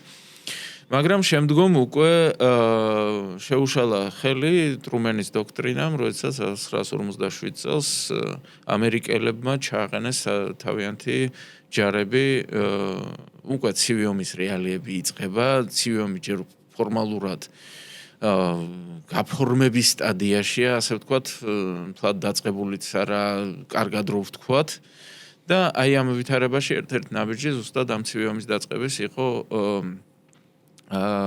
სწორედ თურქეთის და საბერძნეთის ტერიტორიაზე ამერიკული ჯარების განთავსება. მანამდე დიდი ბრიტანეთი იყო, ასე ვთქვათ, ამ მიმართულებით ფლაგმანი, მაგრამ 57 წლისთვის უკვე დიდი ბრიტანეთი ვერ ახერხებს სათანადო რესურსების გამოყოფას და შესაბამისად ის ჩაანაცვლა ამერიკამ.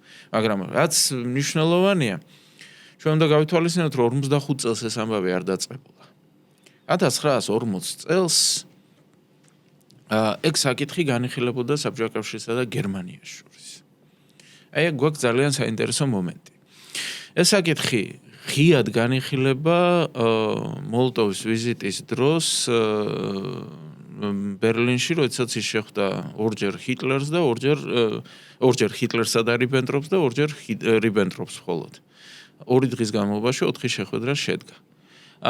ძალიან მნიშვნელოვანია ახლა ამ კუთხით ამ მიმართულების ნახვა გერმანულ დოკუმენტებს თუ ჩავხედავთ, აღმოვაჩენთ, რომ 1939 წელს, როდესაც პაქტის გაფორმებაზე მიდიოდა საუბარი, რიბენტროპს ჰქონდა ინსტრუქცია, რომ დაეთმო თურქეთი, თუ საბჭოთა კავშირი დააყენებდა ამ საკითხს დღის წესრიგში. 1939 წლის საბჭოთა კავშირი გერმანიის პაქტის დროს მიღებულ დოკუმენტებში ჩვენ მსგავს არაფერს არ ვხედავთ. რატომ? იმიტომ რომ დღის წესრიგში საკითხი არ დამდგარა. რატომ არ დადგა? აი აქ უკვე არის, ასე ვთქვათ, ცოტა ჰიპოთეტური ნაწილი, თუმცა პრაქტიკულად შეგვიძლია ითქვას, რომ დადასტურებადი იმ თვალსაზრისით, რომ სტალინის, ასე ვთქვათ, ქმედებებში იყო გარკვეული ლოგიკა. როდესაც პაქტის ხელმოწერა საკითხი განიხილებოდა საბჭოთა კავშირის პოლიტბიუროს 19 აგვისტოს არარსებულ სხდომაზე, არარსებულ ბჭყალებში, იმიტომ რომ საბჭოთა კავშირი 50 წლის განმავლობაში ამბობდა, რომ ეს სხდომა არ გამართულა და შემდგომ აღიარეს, რომ კი გაიმართა, ოღონდ საკითხები უმნიშვნელო იყო და არც სტენოგრამა, არც არაფერი არ წარმოუდგენიათ ამ კუთხით. სამაგიეროდ არსებობს სტალინის სიტყვა, რომელიც ამ სხდომაზე წარმოითქვა და იქ პირდაპირ არის ნათქვამი, რომ სტალინის მიზანი არის სოფლიოს გაწითლება, სოფლიო პროლეტარული რევოლუციის მოწყობა, რაც შესაძლებელია მხოლოდ დიდი ომის შემთხვევაში. და ის ამბობს პირდაპირ იხილავს, რომ აი ახლა მზადდება ომი გერმანიასა და ინგლისს საფრანგეთს შორის და ვის უნდა დაუჭიროთ მხარი. ინგლისი და საფრანგეთი უფრო ობიექტურად უფრო ძლიერები არიან, გერმანია უფრო სუსტია, ამიტომ ჩვენ უნდა დაუჭიროთ მხარი გერმანიას, რომ ომი გაჭიანურდეს. და რომელსაც ომი გაჭიანურდება, ინგლისი და საფრანგეთი მაინც მოიგებენ ამ ომს, მაგრამ შემდეგ ჩვენ რო შემოვად გერმანიას უცბად გავაწილებთ. თუ გერმანიამ ომი მაინც მოიგო, ეს მას იმდენად მძიმე, ასე ვთქვათ, დანაკარგების ხარჯზე გამოუვა, რომ შემდეგ ჩვენ როდესაც შევალთ გერმანია ჩვენ წინააღმდეგობას ვერ გაგვიწევს და კიდევ უკეთესი ვარიანტი იქნება, რადგანაც საფრანგეთსაც გავაწითლებთ. ანუ იდეა, როდესაც აქ არის შემდეგში მდგომარეობს. აქვე აი ამაში ვხედავთ, რომ სტალინი თვლის, რომ ინგლისი და საფრანგეთის გაცილებით მეტი შანსი აქვს ომის მოგების. ამიტომ ჰიტლერთან თურქეთის საკითხის დაყენებას ის არ აპირებს. იმიტომ რომ თუ ის დააყენებს, მას გონია, რომ ამან შეიძლება ჩაშალოს ეს მოლაპარაკებები და მაინც რა აზრი აქვს ჰიტლერთან მოლაპარაკებას, რომელიც ომს მაინც ააგებს. და ეს მაინც ინგლისს საფრანგეთთან, ასე ვთქვათ, განსახილველი საკითხი. მაშინ რა ხდება 1940 წლის შემოდგომაზე? ვითარება ითვლება 1940 წლის 22 ივნისს, როდესაც საფრანგეთი კაპიტულაციას აწერს ხელს. აი აქ უკვე გერმანიამ ომი მოიგო ევროპაში, დასავლეთში. კი, ბრიტანეთი დარჩენილია, მაგრამ ბრიტანეთი შეყუჟულია თავის კუნძულებზე. შესაბამისად, უკვე ეს საკითხი, თურქეთის საკითხის განხილვა, უკვე ჰიტლერთანაა საჭირო. და აქ გაირკვა, რომ უკვე ჰიტლერმა პოზიციები შეცვალა. პოზიციებს შეცვალა, იმიტომ რომ სტალინის პოლიტიკა, რომელიც მან აწარმოა 1940 წლის 22 ივნისის შემდგომ დაახლოებით 1 თვის განმავლობაში, მან თავისთვის სახიფათოდ ჩათვალა. სტალინმა მაშინ მოითხოვა პაქტით, ესე იგი, გათვალისწინებული რაც იყო ყველაფერი, ამ შემთხვევაში ბალტიის ქვეყნების ანექსია მოახდინა პირდაპირ, თუ მანამდე მარტო საბჭოთა ჯარები იყო ჩაყენებული, მოსთხოვა რუმინეთს ბესარაბია და რაც თავარია მოსთხოვა რუმინეთს ბუკოვინა, რომელიც არ იყო პაქტის ნაწილი. და აი აქ უკვე ჰიტლერმა დაიწყო კითხვების დასმა, რომ რატო ბუკოვინა, რაში სჭირდებათ ბუკოვინა და შემდგომ ესე იგი ექსპერტებმა დაასკვნეს, რომ ბუკოვინის ერთადერთი, ასე ვთქვათ, მოთხოვნის ერთადერთი საფუძველი არის ის, რომ იქიდან იხსნება გზა პლოეშტისკენ. და აი პლოეშტი კი უკვე ჰიტლერისთვის წარმოადგენს ნავთობის მთავარ წყაროს, 90% თავისი ნავთობპროდუქტების იღებს პლოეშტიდან. და შესაბამისად, როდესაც დგება თურქეთის საკითხი დღის წესრიგში და იქვე ბულგარეთის საკითხი ის სტალინი ამბობს, რომ ესე იგი თურქეთში მე მჭირდება სრუტეების მიღება, მჭირდება ტერიტორიული პრეტენზიები მაქვს, 2 პროვინცია უნდა მივიღო თურქეთისგან და ბულგარეთში ბაზა უნდა დავაყენო. პასუხი ამ შემთხვევაში არის ასეთი, რომ ბულგარეთს ბაზა არ მოუთხოვია, სრუტეების საკითხში მე შენ მთლიანად გიჭერ მხარს, მაგრამ იტალიის გარეშე ამ საკითხს ვერ გადავწყვეტ. რაც შეეხება თურქეთისადმი ტერიტორიულ პრეტენზიებს, ეს თქვენი გადასაწყვეტია, თქვენი და თურქეთის. მე არ მეხება. მაგრამ იქვე სთავაზობს გეგმას. დაივიწყეს საერთოდ ეს მხარე წადის სპარსეთის ყურის მიმართულებით. და იქვე ეუბნება, რომ ესე იგი სპარსეთის ყურის მიმართულებით მეც დაგეხმარებიან, გავიყოთ ევროპა მე, შენ იქით. რატომ? იმიტომ რომ ბრიტანეთის წინააღმდეგ ახალ მოკავშირეს აჩენს ამით ამ შემთხვევაში. სტალინის პოზიცია ამ შემთხვევაში იყო ის, რომ სტალინი თავის მთავარ მეტოქედ უკვე ჰიტლერს ხედავს ამ შემთხვევაში და რასაკვირველია არ აწყობდა ჩათვალა, რომ ეს ხაფანგი იყო. თუმცა სავარაუდოდ ხაფანგი არ იყო, სავარაუდოდ იმ შემთხვევაში თუ სტალინი მართლაც სპარსეთის ყურისკენ გაიწევდა, ეს ჰიტლერს დაარწმუნებდა იმაში, რომ საბჭოთა კავშირს არ აქვს მის წინააღმდეგ თავდასხმის გეგმა და შესაბამისად თვითონაც არ დაიწყებდა მზადებას საბჭოთა კავშირის წინააღმდეგ. ამ შეხვედრის შემდეგ დაიწყო საბჭოთა კავშირის წინააღმდეგ თავდასხმის მზადება ჰიტლერმა. ssrs და იაპონიის თავდაუსხმელობაზე რა სიტყვითო? ხო, ვახსენეთ პრინციპში მე რომ. კი, ვახსენეთ, მაგრამ თუმცა მთლად პერიპეტიები არ ვიხსენები ამ შემთხვევაში, ან მიზეზი რის გამოც ამერიკის შეერთებული შტატები შეარჩია იაპონიამ, ეს მიზეზი ვახსენეთ. 1941 წლის მარტ-აპრილში, აი წარმოიდგინეთ როგორი სიტუაცია. 1941 წელი. გერმანია ომობს ბრიტანეთის წინააღმდეგ. და ომობს არა მარტო ბრიტანეთის კუნძულებზე. ბრიტანული ნაწილები განთავსებულია კუნძულ კრეტაზე. მიმდინარეობს ომი აფრიკაში. შესაბამისად, ეს პროცესი ამ შემთხვევაში არის კონფლიქტის ნაწილი. და იაპონიის საგარეო საქმეთა მინისტრი იოშიკე მაცუოკა ჩადის მოსკოვში. მოსკოვში სტალინი სთავაზობს მას თავდაუსხმელობის პაქტს. მაცუოკა მოსკოვიდან მიემგზავრება ბერლინში. ბერლინში მას ფაქტობრივად მოლაპარაკებების სრულობისას ეუბნებიან, რომ არ მოაწერო ხელი ამ პაქტს. და ფაქტობრივად ეუბნებიან, რომ მთავარია ამერიკის შეერთებული შტატები არ ჩაერთვას ომში. ამის მიუხედავად მაცუოკა მობრუნებულზე საბჭოთა კავშირთან აწერს თავდაუსხმელობის პაქტს. მიუხედავად იმისა, რომ ფაქტობრივად ბერლინში მას აგრძნობინეს, რომ ომი გერმანიასა და საბჭოთა კავშირს შორის არის გარდაუვალი. ძნელი სათქმელი ახლა განსხვავებით გერმანიას იაპონიის მოლაპარაკებებისგან საბჭოთა კავშირი იაპონიის მოლაპარაკებების დოკუმენტები მთლიანად გასაჯაროებული არ არის. მაგრამ რაც გასაჯაროებულია, იქიდან ჩანს, რომ საბჭოთა კავშირი ამ შემთხვევაში ყველა ძალღონეს ხმარობს იმისაც, რომ იაპონიასთან თავდაუსხმელობის პაქტი დადოს. რატომ? იმიტომ რომ საბჭოთა კავშირი ამ შემთხვევაში სტალინი ასევე აპირებს ომის დაწყებას გერმანიის წინააღმდეგ. და შესაბამისად მას სურს ზურგის გამოთავისუფლება, რომ იაპონიასთან შესაძლო კონფლიქტის თავიდანაცილება მეორე ფრონტის სახით. შესაბამისად მოხერხდა ამ შემთხვევაში იაპონიის ინტერესებში უფრო იყო რომ საბჭოთა კავშირისგან ასევე მეორე ფრონტის გახსნა თავიდან აეცილებინათ, რა კი აპირებდნენ თავს დასხმოდნენ ამერიკის შეერთებულ შტატებს.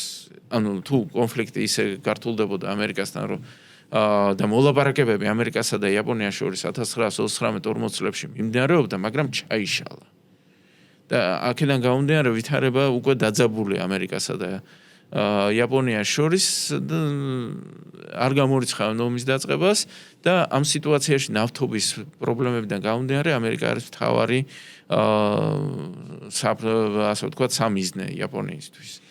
შესაბამისად საბჭოთა კავშირთან პაქტი ორივე საწყობ. მაშინ როცა დაესხა უკვე საბჭოთა კავშირი თავს იაპონიას ჰქონდა უკვე რაიმე ძალა უკვე რომ რაღაც წინამდებობა გაეწია, იმიტომ რომ ამერიკასთან ომში იყო, ხო, ფაქტობრივად, რამ ხელმასშტაბებში, იმიტომ რომ ამას ძალიან აზვიადებენ ხოლმე ხშირად საბჭოთა ისტორიკოსები, რომ აი იაპონიას რაღაც მილიონიანი კვანტურნის არმია ეყენა და აი ჩვენ გადავუარეთ ამას და ასე შემდეგ. მოკლედ მილიონიანი კვანტურნის არმია იაპონელების დათვლითაც კი არ იყო და რაც იყო ისიც, ესე იგი მაქსიმუმ 700,000 იყო და არც ესაა თითქოს ცოტა, მაგრამ ამავდროულად უნდა აღვნიშნოთ, რომ ეს იყო პრაქტიკულად სარეზერვო ტიპის არმია, ანუ რომელშიც გადასროლილი იყო შედარებით ნაკლებად მომზადებული ჯარისკაცები.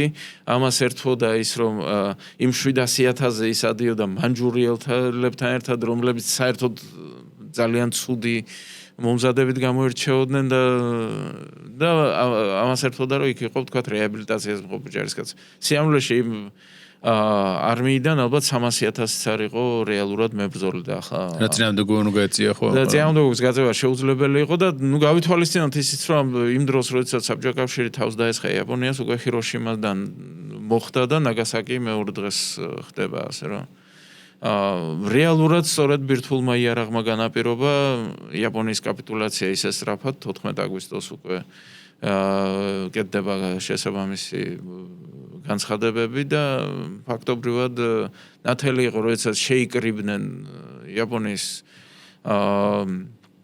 ასე ვთქვათ მთავარი სამხედრო პირები და იმპერატორი საკითხის განსახილველად, იქ ცალსახაა, რომ მთავარი ასე ვთქვათ მიზეზი არის ის ბირთვული დარტყმები, რომელიც განხორციელდა ჰიროშიმაზე და ნაგასაკიზე და ის რომ ამერიკელების მხრიდან მოდის გარდა ამისა მუქარა, რომ შემდეგი უკვე ტოკიო იქნება.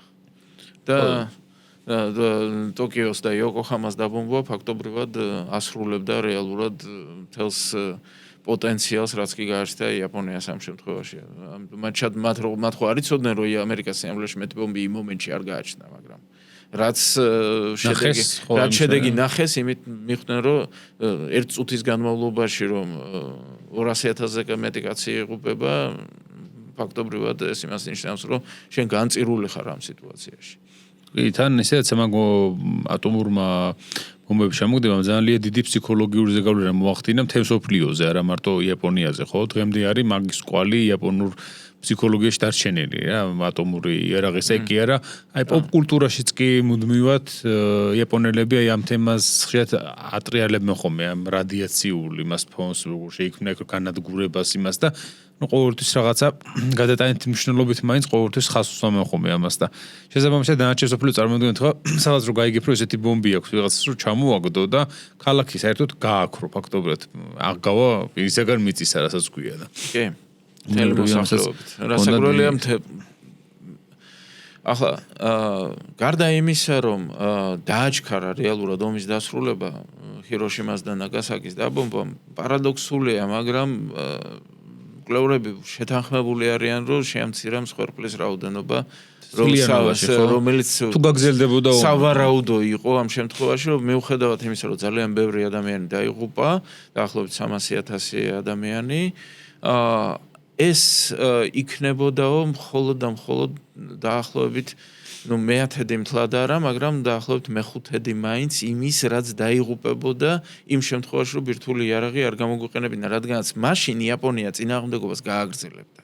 და აუცილებელი იქნებოდა კიუშიუს აღება უკვე აი ამ ტოტალური წინააღმდეგობის პირობებში და ოკინავას მაგალითი ჰქონდა ამერიკის შეერთებულ შტატებს, სადაც ამ პატარა კუნძულის აღებისას 300,000-მდე ადამიანი დაიღუპა. კი, ამერიკელები მცირე იყო აქედან და იაპონელები იყო 280,000-ზე მეტი, მაგრამ ამით ასე ვთქვათ, არ იცვლება ამ შემთხვევაში საერთო მსხვერპლის რაოდენობაზეა საუბარი და ამერიკელებიც ბევრი დაიღუპებოდნენ კიუშიუზე, რომელიც ბევრად უფრო მჭიდროდ იყო დასახლებული და შესაბამისად აქედან გამომდინარე ამერიკელების გადაწყვეტილება ბომბის გამოყენების გარდა იმისა, რომ ახალი იარაღი გამოსცადეს უკვე საბრძოლო პირობებში, იყო ისიც, რომ დაეჩქარებინათ ომის დასრულება და შეემცირებინათ საკუთარი მსხვერპლი პირველ რიგში და კვლევრები თვლიან, რომ იაპონელების მსხვერპლიც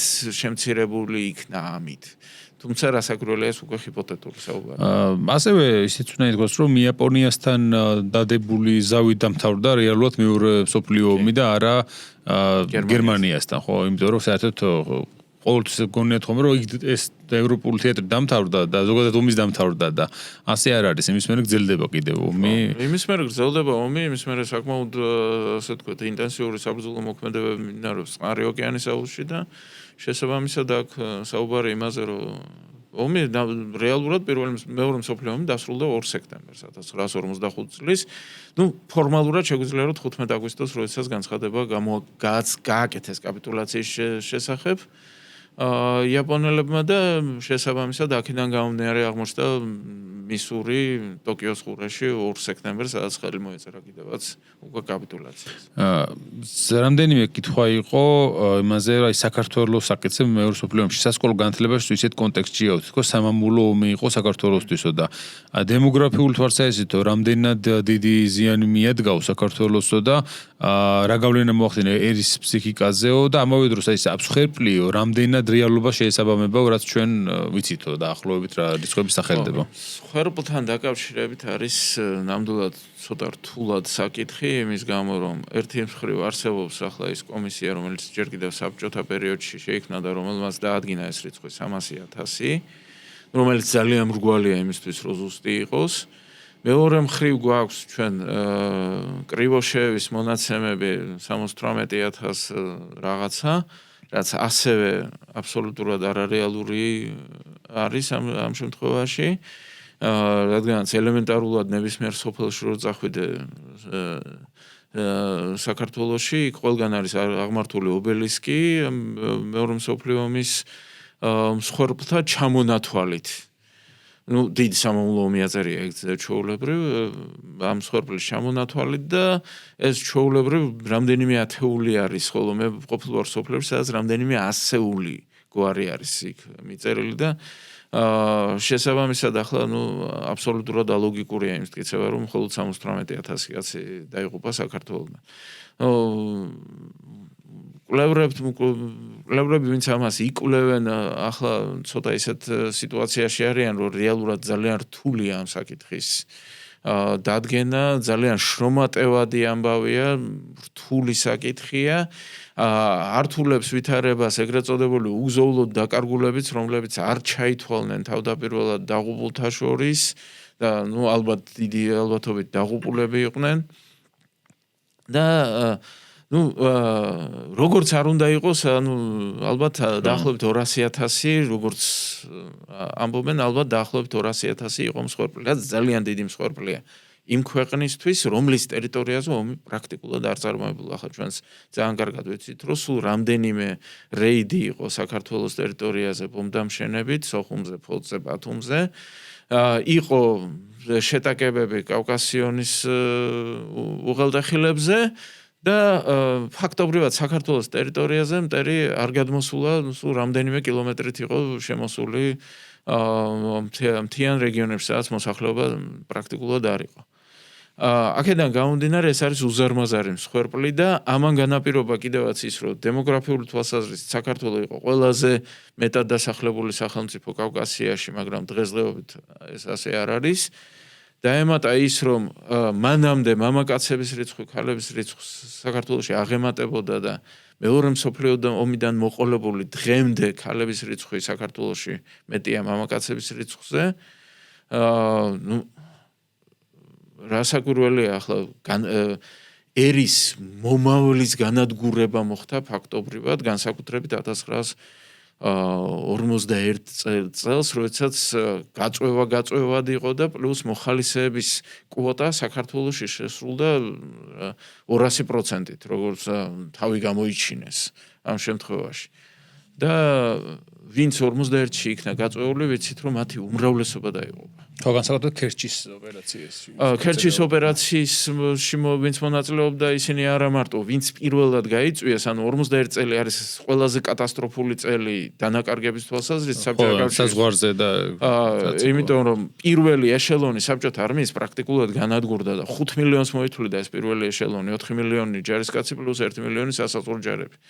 და მარტო მტყვეების რაოდენობამ პირველ 6 თვეში გერმანიის მხარეს შეადგინა 3.900.000 საბჭოთა ჯარისკაცი. ახლა წარმოიდგინეთ, პირველი ეშელონი თითქმის მთლიანად ან დაიღუპა, ან მტყვედ ჩავარდა. და შესაბამისად ეს არის ის ნაწილი, რომელიც ასე ვთქვათ, იქნა 51-ში გაწვეულები პირდაპირ ფრონტის ხაზზე იქნა ჩაღრილი.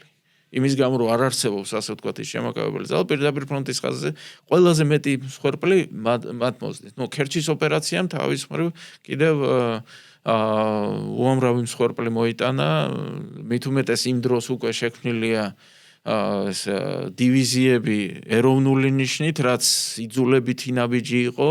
უნდა ითქვას, რომ თავდაპირველად საბჭოთა ხელისუფლებას სულაც არ ჰქონდა ეს მიზნად, მაგრამ ვითარება ჰქონდა, რომ რუსულის არ მცოდნე მასა არის ძირითადად და სჭირდებათ თარჯიმანი ამ შემთხვევაში და არ გამოდიოდა, ასე ვთქვათ, თუ ერთად არ იყვნენ ესენი შეკრებილები და ოფიცრები, რომლებმაც იცოდნენ ორივე ენა, ისინი ფაქტობრივად ბრძანებებს იღებდნენ რუსულად და გასცემდნენ ქართულად უკვე. ანუ და სხვა დივიზიებშიც ასე იყო, ეროვნული ნიშნით შექმნილ დივიზიებში.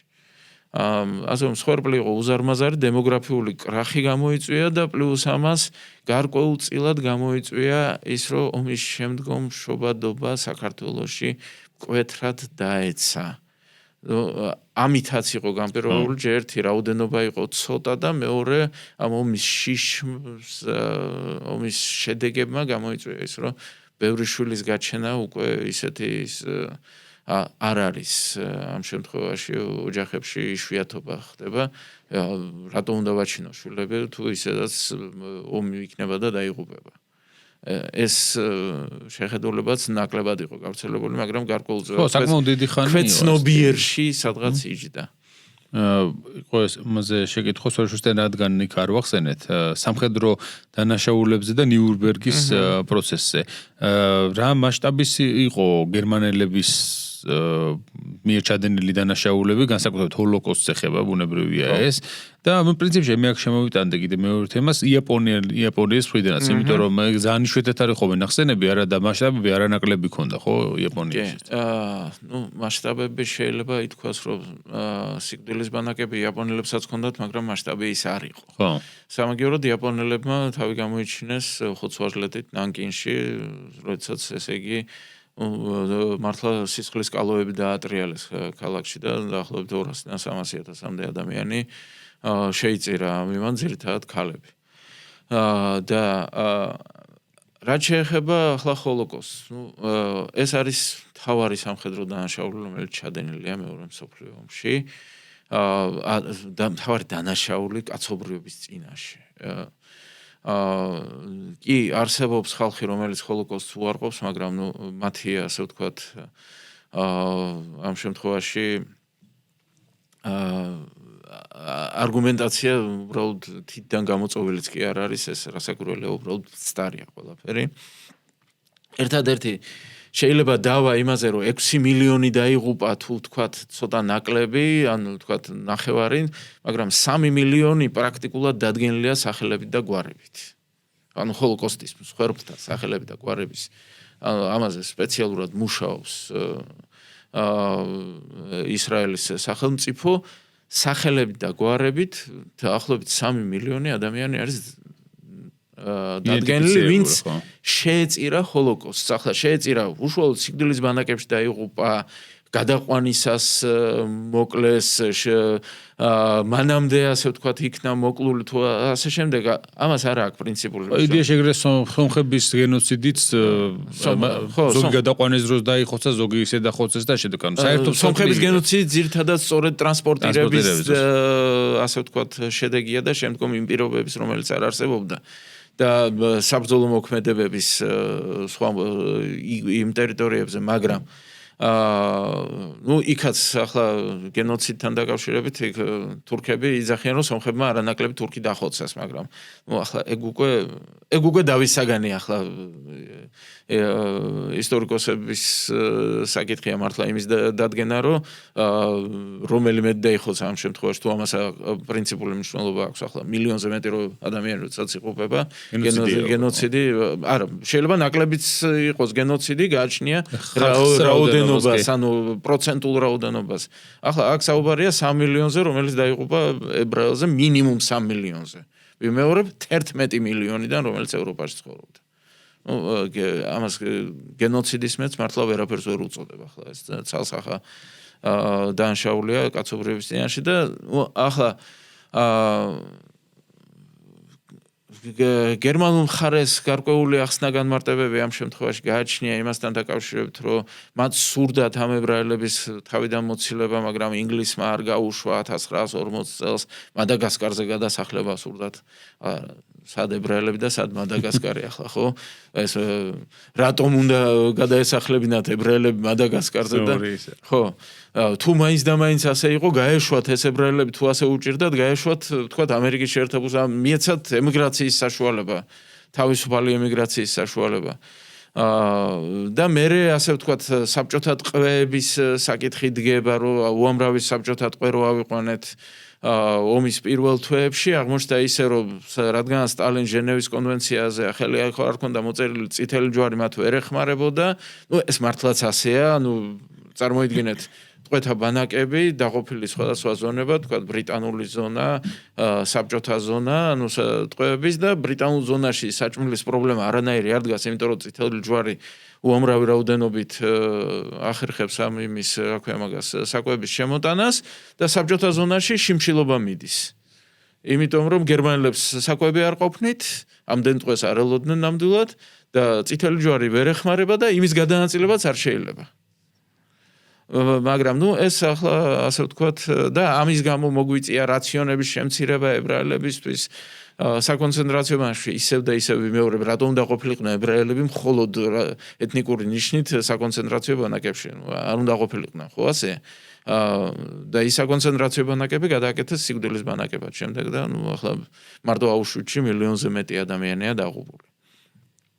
აქედან გამომდინარე, შეგვიძლია ვთქვათ, რომ გერმანელები აღიარეს ეს დანაშაული, აიღეს თავის თავზე პასუხისმგებლობა, დღემდე კომპენსაციებს იხდიან ამისას. განსხვავებით აი აქ როგორ არ შევადაროთ ახლა გერმანელებთან მიმართებაში ნიურნბერგის პროცესი ჩატარდა, იქ დაისაჯა ნაცისტური პარტია თავისი ჩადენილი დანაშაულებებისთვის, დაისაჯნენ ცალკეული პირებიც, მათ შორის მოსამართლეები, რომლებიც ვითომ კანონს ასრულებდნენ და ახლა კანონს, რომელიც დაცლილი იყო ყველანაირი მორალური ღირებულებებისგან, რომელიც უბრალოდ შექმნილი იყო იმისათვის, რომ გაემართლებინათ ვითომ თავისი ქმედებები ბრძანებას ასრულებდნენ. ხო, და ეს არ არის გამართლება, როდესაც ამორალურ საქციელში ჩადიხარ და როცა კაცობრიობის წინაშე დანაშაულზე მიდიხარ და ნიურნბერგის პროცესი ძალიან დადებითი როლი ითამაშა ამით, რადგანაც განწმენდა მოხდა ამ შემთხვევაში გერმანული საზოგადოების და მან თავის თავზე აიღო პასუხისმგებლობა იმ დანაშაულისთვის, რაც იყო და საბჭოთა კავშირის დაშლის შემდგომაც კი არ მომხდარა მსგავსი რამ კომუნისტური პარტიის მიმართ, არადა დანაშაულები სტალინს გაცილებით მეტი ჰქონდა ჩადენილი და კომუნისტურ პარტიას, ვიდრე ჰიტლერს ომამდე განსაკუთრებით ჰოლოდომორზე არ დასჯილა. საბჭოთა კავშირის კომუნისტური პარტია არ გამოცხადებულა დამნაშავედ ჰოლოდომორის გამო. არადა ჰოლოდომორის მსხვერპლთა რაოდენობა იწყება როგორც მინიმუმ 4 მილიონი და შეიძლება იყოს 20 მილიონი. მინიმუმ 4 მილიონია, მინიმუმ. საყოველთაოდ მიღებული რიცხვებით უფრო 7-10 შორის ასე ვთქვათ, ხდება დათვლა და თუ ყველა შიმშილობას ავიღებთ საბჭოთა კავშირში, რომელიც ხელოვნურად იყო გამოწვეული 20-ან 30-ან წლებში, 20 მილიონამდე ავალთ. და შესაბამისად, აქედან გამომდინარე, იმას თავი დავანებოთ, რამდენი იქნა პირდაპირ დახვრეტილი საბჭოთა კავშირში.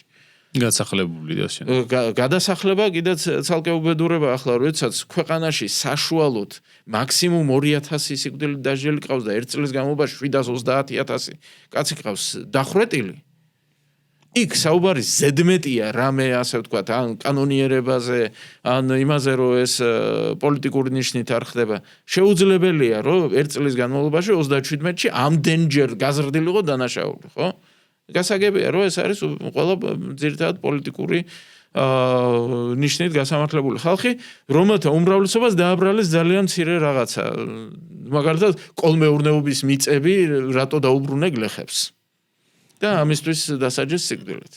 და თანაც ამ ომის მანძილზე ხა გერმანიის ჰოლოკოსტი და ზოგადად ის ტყვეებისადმი მოპყრობა და შემდეგ ერთი მხარეს და მეორე მხარებაც იყო რა ბუნებრივია თუნდაც იგივე ამერიკელების და ბრიტანელების მხრიდან და საბჭოთა მხრიდანაც ხო იგივე ტყვეებზე იგივე სამოქალაქო პირებზე ამ შემთხვევაში სამხედრო დანაშაულები აი ამდენად მოხდა აი ამის შესწავლა ისევე როგორც ხდება ნიურნბერგის პროცესზე მოხდა მაგალითად გერმანელებისა არ შესწავლელა რეალურად ანუ შესწავლელია გერმანელების დანაშაულები შესწავლელია იაპონელების დანაშაულები ტყვეთა ბანაკები, სადაც დიდი რაოდენობით ტყვეები იქნა გაჟლეტილი და იყო ბანაკები, სადაც 99% დაიღუპა ტყვეების იაპონელების ხელში. რაც შეეხება საბჭოთა კავშირში რა ხდებოდა, ეგ შესწავლილი არ არის.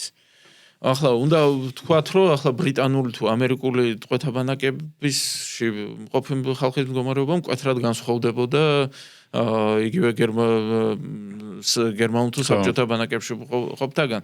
თუმცა, გერმანულ ბანაკებში, ტყვეთა ბანაკებში ვითარება დროთა განმავლობაში შედარებით უკეთესდებოდა ტყვეების მიმართ, მათ შორის საბჭოთა ტყვეების მიმართაც. მაგრამ მაინც უფრო უარეს მდგომარეობაში იყვნენ ვიდრე ბრიტანელების ან ამერიკელების. მე მახსოვს რომ გერინგისის როცა იყო პროცესი თვითონ მგონი მიუთითებდა ამერიკელებს იმაზე რომ თვითონაც ჰქონდათ იგივე ტიპის ისინი ხო ანუ რაღაცას იმაში აღნიშნული აქვს გერმანელებს როგორც მახსოვს ეს იმიტომ რომ ამერიკელებს ჰქონდათ იაპონელების ბანაკი როგორც ესეთი საკონცენტრაციო ოღონდ აი ამერიკაში მცხოვრები იაპონელებისთვის ამას ხოჭოს ფილმებიც არის გადაღებული ახლა ანუ გიორინგი რასაც მიუთითებდა საუბარი იყო რომ აი ამართლებდა ებრაელების საკონცენტრაციო ბანაკებში გადაყვანას იმით რომ იაპონური მოსახლეობა და კი ნამდვილად 1951 წელს იაპონიის ამერიკას თავდასხმის შემდგომ მიღებულ იქნა რამდენიმე ასე ვთქვათ ბრძანებულება რომლითაც იაპონელები ამერიკის მოქალაქე იაპონელები გადაყვანილი იქნან საკონცენტრაციო ბანაკებში ოღონდ ეს მართლა საკონცენტრაციო ბანაკები იყო გასაგებია რომ ძალიან ცუდ პირობებში იყვნენ გავითვალისწინოთ ის რომ ეს არის პერიოდი როდესაც ამერიკაში რასიზმი ბევრად უფრო ნაკლები ასე ვთქვათ დანაშაულია ვიდრე დღეს საერთოდ არ ითვლება ის კი არა დანაშაულად შესაბამისად იაპონელების გამოყოფა ამ ეთნიკური ნიშნით განურჩევლად იმისა ისინი მხარს უჭერდნენ ამერიკის შეერთებულ შტატებს თუ იაპონიას მოხდა სად ვარჩიოთ ახლა ამათში ყველა იაპონელია და შესაბამისად გადაიყვანეს იქით რომ ეშინოდათ რომ მოხდებოდა შემოჭრა კალიფორნიის და საერთოდ წყნარი ოკეანის სანაპიროზე ამერიკის შეერთებული შტატების ძირითადად კალიფორნიაში იყვნენ ეს იაპონელები და გადაასახლეს ისინი ქვეყნის შიგნით რამდენიმე წელი მართლაც ძალიან ძიმე პირობებში მოუწიათ მათ ყოფნა და ძალიან დიდხანს ამერიკის ხელისუფლება არ აღიარებდა თავის დანაშაულს. ამ კუთხით და მხოლოდ შემდგომ დაიწყო ასე ვთქვათ გარკვეული კომპენსირება ამ ხალხის. იყო ასეთ შეკითხვა რომ მეორე მსოფლიო ომად პირველ და რა თქმა უნდა განსაკუთრებით მეორე მსოფლიო ომაო ძალიან პოპულარული გახდა ეგზისტენციალიზმიო და რა მე სხვა რიტყოდი თუ ამაზეო რა ის ქონდა გავლენა აქვს და რა კვალი დატოვაო ამანო.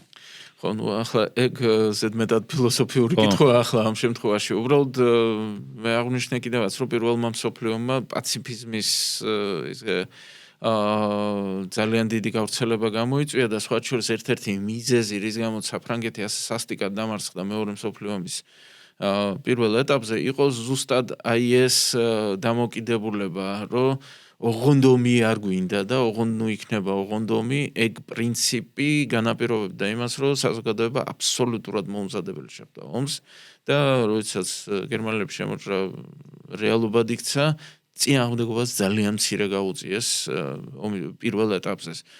ეს შემდგომ იწყება ეს წინააღმდეგობის მოძრაობა, გაცილებით ფართოდ უკვე როდესაც გაიაზრეს კარგად, რომ ეს ადგილი არ აქვს ჩვეულებრივ მარცხს მორიგ ფრანგულ გერმანულ ომში, როგორც ამას პეტენი აცხადებდა, არამედ რომ ეს არის მართლაც ეგზისტენციალური საკითხი, რომ გადავრჩებით თუ არა საერთოდ ეგ საკითხი.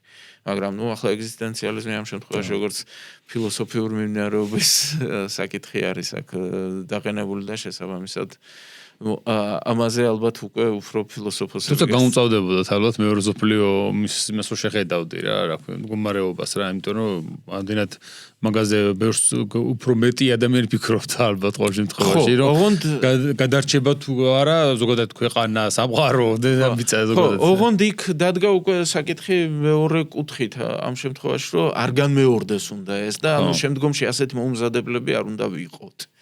ანუ მეორე მსოფლიო ომის მერე პაციფიზმი უკვე ნაკლებად არის ამ კუთხით. პირიქით არის ის, რომ ჩვენ მუდმივად მზად უნდა ვიყოთ. რაღაც პერიოდი, ასე ვთქვათ, ეს ძალიან მუშაობდა. არ გავს შედღევანდელობას გარკვეულწილად. გავს, ძალიან ბევრ რამეში გავს ახლა მეორე მსოფლიო ომის ისინი ჩვენ შეგვიძლია რეალიები დღევანდელ პირობებთან ჩვენ შეგვიძლია გავიხსენოთ ელემენტარულად მიუნხენის კონფერენცია, ხო? და ის თუ როგორ გაყიდეს ჩეხოსლოვაკია, ანუ მიუნხენის წინა დოკუმენტებს რო გადავხედავთ, იქ არის ძალიან საყურადღებო მომენტი, სხვა შორის ასეთი, როდესაც დალადიე ჩადის ლონდონში და ჩემბერლენთან მიდის მოლაპარაკებები. ეს არის ჩემბერლენის ჰიტლერთან პირველ ვიზიტსა და მეორე ვიზიტს შორის. და საუბარი მიდის, ესე იგი ჩემბერლენი იწყებს საუბარს შემდეგი ფრაზით, რომ რას აპირებს საფრანგეთი იმ შემთხვევაში თუ გერმანია ჩეხოსლოვაკიას დაესხმება თავს. პასუხი არის, რომ ჩვენს ვალდებულებებს შევასრულებთ, ანუ ვალდებულებს ომს გამოუცხადებთ გერმანიას და დავეხმარებით ჩეხოსლოვაკიას და შეუბრუნა კითხვა ინგლისი რას იზამს, იმიტომ რომ ასეთ ვითარებაში ინგლისი ვალდებული იყო დახმარებოდა საფრანგეთს და ინგლისი შეასრულებს თავის ვალდებულებებს. ამით იწყება და მერე უცბად ჩემბერლენი გადაძიდა. იქნებ როგორმე ეს თავიდან ავიცილოთ. და ფორმულა მოძებნეს. ახლა წერილობით ვერ შეატყობინებდნენ ბენერს ვერაფერს და ზეპირად გადასცეს. რომ იქნებ რაღაცა დათმო. და ბენეშმა იფიქრა და რაღაც ქალაქების დათმობას თანხმობა განაცხადა წერილობით გამოაგზავნა და ახლა დააკვირდით რა ხდება ჩემბერლენის და დალადიეს შემდგომ შეხვედრას. ჩემბერლენი ამ წერილს უჩვენებს დალადიეს და ეუბნება ესენი თვითონ არ აპირებენ ომს და შენ რატო უნდა იომო და ჩვენ რატო უნდა ვიომოთ მაგათ გულისთვის. ანუ თვითონ ჩააყენეს ჯერ სიტუაციაში ზეპირად უთხრეს რომ იქნებ რაღაცა დათმო, ის რა, იმიტომ რომ ომი არ გვინდა არავის, რომ შენ არ გამოჩნდე როგორც ომის მომხრე და ასე. ანუ აი ეს როდესაც გაქვს. ახლა დააკვირდით 2014 წელს არსებობს ამაზე საუბრები, რომ ყველანაირად დასავლეთის ხელისუფლებები აფრთხილებდნენ უკრაინის ახალ ხელისუფლებას იმ მომენტში, რომ პროვოკაციას არ წამოეგოთ ყირიმში. როგორმე ცეცხლი არ გაუხსნათ, იმიტომ რომ არაფერი სერიოზული არ ხდება და უცბად რუსეთმა ყირიმი წაიღო. და როდესაც კითხვა ამის შესახებ ელემენტარულად ერთ-ერთი კონფერენციისას დაუსვით დენ ფრიც, ისი პასუხი იყო, კითხვა იყო, რომ როგორ გამოგეპარათ, რომ რუსეთი ყირიმის აღებას აპირებდა, პასუხი იყო, რომ არ ველოდით. და ახლაც 22 წელს რუსეთი კიევს აიღებს 3 დღეში. მეოთხე წელი თავდება ომის, კიევის აღება როგორც მაშინ იყო აღმოჩნდა შეუძლებელი რუსეთისთვის, ახლა აბსოლუტურად შეუძლებელია, ხო? ანუ კიევის აღებაზე უკვე საუბარს თვითონ რუსები არ ამბობენ, რომ კიევის ამღებები არიან. ანუ არასწორი შეფასებების ის და მე დარწმუნებული ვარ, რომ აი ზუსტად მაშინდელი სიტუაცია 28 წლის სიტუაცია გარკვეულწილად ამ სიტუაციებში მეორდებოდა რომ ახლა არ ღირს ასე ვთქვათ ომი არ გვინდა აგრესორის დაშოშმინების მისთვის დაყვავების პოლიტიკა იმისაც რომ თავიდან აიცილონ უფრო დიდი კონფლიქტი ჩვეულებრივ იწვევს უფრო დიდ კონფლიქტს ის გამონათქვამი რომ არის ჩერჩის რომ მიაწერენ ხოლმე რა ომსა და სირცხვის შორის სირცხვის ვინც აერჩევს ომსაც მიიღებს ხო მან პირდაპირ უთხრა ის ნევილ ჩემბერლენს რომ თქვენ ომსა და ღირსებას შორის აერჩიეთ ომსა და უღირსობას შორის აერჩიეთ უღირსობა და მიიღებთ ომს და შესაბამისად ეს ისტორია და მეორე გამონათქვამიც იყო რომ ეს დაყვავების პოლიტიკა არის პოლიტიკა რომ ნიანგს აჭამო რაც შეიძლება მეტი ესე იგი სხვადასხვა მსხვერპლი იმ იმედით რომ შენის ბოლოს შეგჭამს ხო დაახლოებით ეგ არის ახლა დღეს და მანჩესტერ გარდიანს ჰქონდა კიდევ ძალიან კარგი ის ასეთი ფრაზა რომ დაყვავების პოლიტიკა ეს არის პოლიტიკა როდესაც შენ ყიდი შენს მოკავშირეებს და მეგობრებს იმისათვის რომ ასე ამოვნო შენს მტრებს დაახლოებით იგივე სიტუაცია მაგ კუთხით. იყო ასეთი შეკითხვა კიდევ იალტის შეხვედრაზე როგორ გაიყვესო სტალინმა რუზველტმა და ჩერჩილმაო სოფლიო და საინტერესო იქნება თქვენ შეფასებაა თუ არსებობს რამე დოკუმენტური მასალა. კი, დოკუმენტები იალტის კონფერენციის პრაქტიკულად ყველა გასაჯაროებულია, გამოქვეყნებულია რუსულიც, ამერიკულიც, თან ამერიკული რამდენიმე ვარიანტია. ჩანაწერების, იმიტომ რომ რამდენიმე თარჯიმანი ყავდათ. ჩერჩილზე ნაკლებად შეგვიძლია აქ ვილაპარაკოთ. უფრო სტალინი და რუზველტი ამ შემთხვევაში ომის გაყოფაზე როცა გაყოფაზე რომ მიდის. საქმე იმიტომ რომ ჩერჩილს უკვე ნაკლებად ეკითხებიან ამ სიტუაციაში. სტალინი და რუზველტი უფრო წყვეტენ საკითხებს ძირითადად და საერთოდ ასეც იყო რეალურად იმ მომენტისათვის ახლა ძალთა ბალანსი უკვე შეცვლილია ბრიტანეთი უკვე მესამე მოკავშირის რანგშია. კარგი ხანია უკვე 54 წლიდან მოყოლებული. გაყოფა უნდა ვთქვათ რომ სამხედრო ვითარება გარკვეულწილად განაპირობებდა ამას. იალტის კონფერენცია მოეწყო ზუსტად იმ პერიოდში, როდესაც საბჭოთა შეტევა პოლონეთზე წარმატებით არის დასრულებული და პოლონეთის თითქმის მთელი ტერიტორია საბჭოთა კონტროლის ქვეშაა. შესაბამისად, აქედან გამომდინარე, ერთ-ერთი მთავარი საკითხი, რომელიც იდგა ამ დროს, იყო პოლონეთის საკითხი და პოლონეთთან დაკავშირებით საბჭოთა არგუმენტები გაცილებით ძლიერი იყო. ერთადერთი, რასაც მიაღწია, უნდა ითქვას იმ დროს ეს რუზველტმა და ჩერჩილმა იყო ის რომ მათ სტალინს ხელი მოაწერინეს დეკლარაციაზე განთავისუფლებული ევროპის შესახებ და ამ დეკლარაციაში იყო ზოგადი ის რომ ყველა ერმა თავისით უნდა ერჩიოს განვითარების გზა და რომ სამართლიანი და თავისუფალი არჩევნები უნდა ჩატარდეს სტალინმა მას ხელი მოაწერა და მე არჩევნები ჩაატარა ისე როგორც ის იალტის კონფერენციის დროს ამბობდა რომ არჩევნებს იგებს ის, ვინც მას ითვლის. შესაბამისად, მან დათვალა და ზუსტად ისე ჩაატარა შედეგები. ამიტომ ბუნებრივია, რომ იალტის კონფერენცია რეალურად გაყო ის ცივი ომის დროინდელი საზღვრები დაადგინა და გავლენის სფეროებად დაყო მსოფლიო. აქედან გამომდინარე და ეს გავლენის სფეროებად დაყოფაა, რომ სურს დღემდე რუსეთს, რომ მსოფლიო იყოს გავლენის სფეროებად დაყოფილი.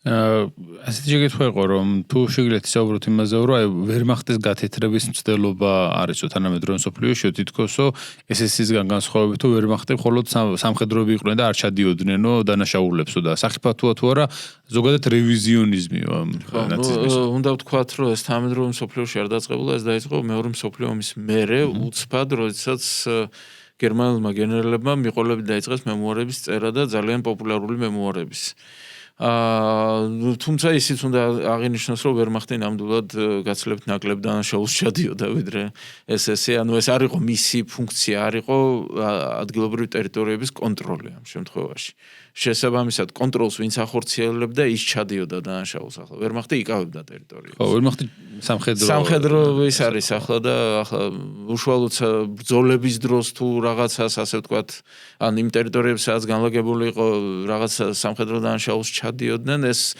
თითქმის ყველა არმია აკეთებს ამას. ახლა განსხვავებით თქვათ ვერმახტისგან, ანუ ვერმახტს არასდროს არ გაუკეთებია ის, რაც გააკეთა თქვათ საბჭოთა არმიამ გერმანიაში, როდესაც უბრალოდ მასობრივი ძალადობა მოაწყო ადგილობრივ მოსახლეობაზე და ვერმახტის ასე ვთქვათ ჯარისკაცებიც ისეთ მასობრივ მაროდიორობაში არ იყვნენ ჩართული, როგორშიც ჩართული იყო საბჭოთა არმია. თუმცა რასაკვირველია, ახლა სამხედრო დანაშაულს ყველა ჯარი ჩადის, არ არსებობს პრაქტიკულად ჯარი, რომელიც არ ჩადის დანაშაულს და მით უმეტეს ახლა როდესაც დაკავებული გაქვს რაღაცა პოზიცია, იქ რაღაცა ცარიელი სახლია, იმ სახლში ხარ დაბანაკებული და იქნა რაღაცა ნიუც რო აიღებ, გასაგებია რომ ეს მარადიორობა, მაგრამ ომის რეალიებიდან გამომდინარე ეს საერთოდ არ ითვლება ასე ვთქვათ სერიოზულ დანაშაულს. რამდენი შეესაბამება რეალობას გენერალ პატონის სიტყვებიო, რომ we defeated the wrong enemy, ანუ არასწორი მტერს დავამარცხეთ. ხო, ნუ უნდა ითქვას რომ 40-იან წლების დასაწყისში კომუნიზმსა და ნაციონალ-სოციალიზმს შორის არჩევა ახლა თუ პრაქტიკულად ასე ვთქვათ არ გამოდიოდა, ორივე ბოროტება იყო.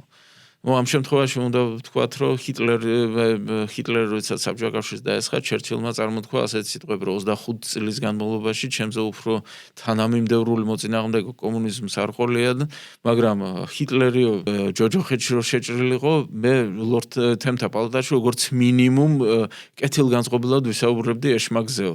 ანუ არაფერი კარგია ამ შემთხვევაში არც სტალინზე არ უთქვამს, ანუ შეეშმაკს შეადარა, მაგრამ აქედან გამომდინარე პატონის ეს განწყობები გასაგებია ცივი ომის რეალიებიდან გამომდინარე. ახლა ჰიპოთეტურად რო ვიმსჯელოთ, უკვე ძალიან რთული სათქმელია. ერთიც და მეორეც განუზომელი ბოროტება იყო. შესაბამისად აქედან გამომდინარე მათ შორის არჩევანი არ უნდა გააკეთო როგორც ინგლისელები. დიდ გულზე არ ხატებოდათ არც ერთი და არც მეორე. ხო, არა, ამერიკელები თავიდან საერთოდ იმ პოზიციაზე იყო, ამერიკელების დიდი ნაწილი რომ თუ ვნახავთ ეს ჰარი ტრუმენმა თქვა და ასევე თქვა ვენდელ ვილკიმ, რომელიც რესპუბლიკური პარტიის საპრეზიდენტო კანდიდატი იყო შემდგომ არჩევნებში და ჰარი ტრუმენი პრეზიდენტი გახდა საერთოდ ამერიკის შეერთებული შტატების 1945 წელს. რუზველტის ვიცე-პრეზიდენტი იყო, რომ თუ ჩვენ ნახავთ, რომ ამერიკის შეერთებული თუ ჩვენ ნახავთ, რომ გერმანია იგებს ომს, უნდა დავეხმაროთ რუსეთს. ნუ საბჭოთა კავშირი არ მოიხსენიებდა. თუ ჩვენ ნახავთ, რომ იგებს რუსეთი, მაშინ ჩვენ უნდა დავეხმაროთ გერმანიას და დაემაჯუჟონ ერთმანეთი. ეს იყო მათი პოზიცია ამ შემთხვევაში. საინტერესო იქნებოდა, რასაც ყოდით, აი თუ იყო სადმეო შანსი, რომ გარდამტეხი მომენტები რა იყო ამ ომისა, რომელსაც გადაწყვიტაო, რომ ან ერთი მხარე მოიგებდა, ან მეორეო. რამდენიმე მომენტის გამოყოფა შეიძლება აღმოსავლეთის ფრონტზე ამ შემთხვევაში. რომლებიც, ესე იგი, თქვათ, ჰიტლერის გადაწყვეტილება ორი სატანკო დივიზიის გადასროლის კიევისკენ მოსკოვის მიმართულებიდან. ამან განაპირობა ერთი მხრივ ის, რომ კიევის ოპერაცია უფრო სწრაფად დასრულდა და 625,000 საბჭოთა ჯარისკაცი ჩავარდა ტყვედ. მსგავსი მაჩვენებელი მიმდინარე ომისას. ომის მიწურულს შეიძლება ახლა ძალიან დიდი რაოდენობა აიყვანო ტყვეების, მაგრამ უშუალოდ ომის მიმდინარეობისას უბრალოდ არ დაფიქსირებულა მსოფლიოში არსად არასდროს. მაგრამ მეორე მხრივ ზუსტად ეს სატანკო დივიზიები დააკვდა ჰიტლერს მოსკოვის ასაღებად. და მოსკოვი რო აიღო, ომი დამთავრებული იყო. მეორე შეცდომა მან დაუშვა სტალინგრადის ბრძოლის დროს, როდესაც ჯერ არ დასრულებული ოპერაციის პირობებში კავკასიის დაპყრობა გადაწყვიტა. ჯერ ვოლგა იყო გადასაჭრელი და შემდგომ კავკასია. ანუ შეგვიძლია ვთქვათ, რომ გერმანელებმა გაუშვეს ხელიდან და აღმოსავლეთის ფრონტზე გამარჯვების მიღწევის შანსი. რამდენად იქნებოდა ეს საკმარისი მთლიანად ომის მოსაგებად, ეს ძნელი სათქმელია, რადგანაც ამერიკის შეერთებული შტატების ჩაბმა ამ ომში, ახლა ბრიტანეთის კუნძულების დაპყრობა გერმანიას არ შეეძლო. ეს ნახეთ, მაშინ გაცილებით ხელსაყრელ პირობებში 1940 წელს ვერ მოახერხა. გერმანიამ სადესანტო ოპერაციის განხორციელებაც კი არათუ საჰაერო თვალსაზრისით საჰაერო თვალსაზრისით წააგეს. ხო, წააგეს, მათ მიუხედავად იმისა, რომ გააჩნდათ უპირატესობა საჰაერო თვალსაზრისით. ახლა წარმოიდგინეთ 1941 წელს რომც მოეგოთ ომი, საბჭოთა კავშირისთვის. ეს საკმარისი არ იქნებოდა ბრიტანეთის ომიდან გამოსათიშად, იმიტომ რომ უკვე ამერიკის დახმარება მოდიოდა და უკვე საჰაერო უპირატესობაც არ არსებობს.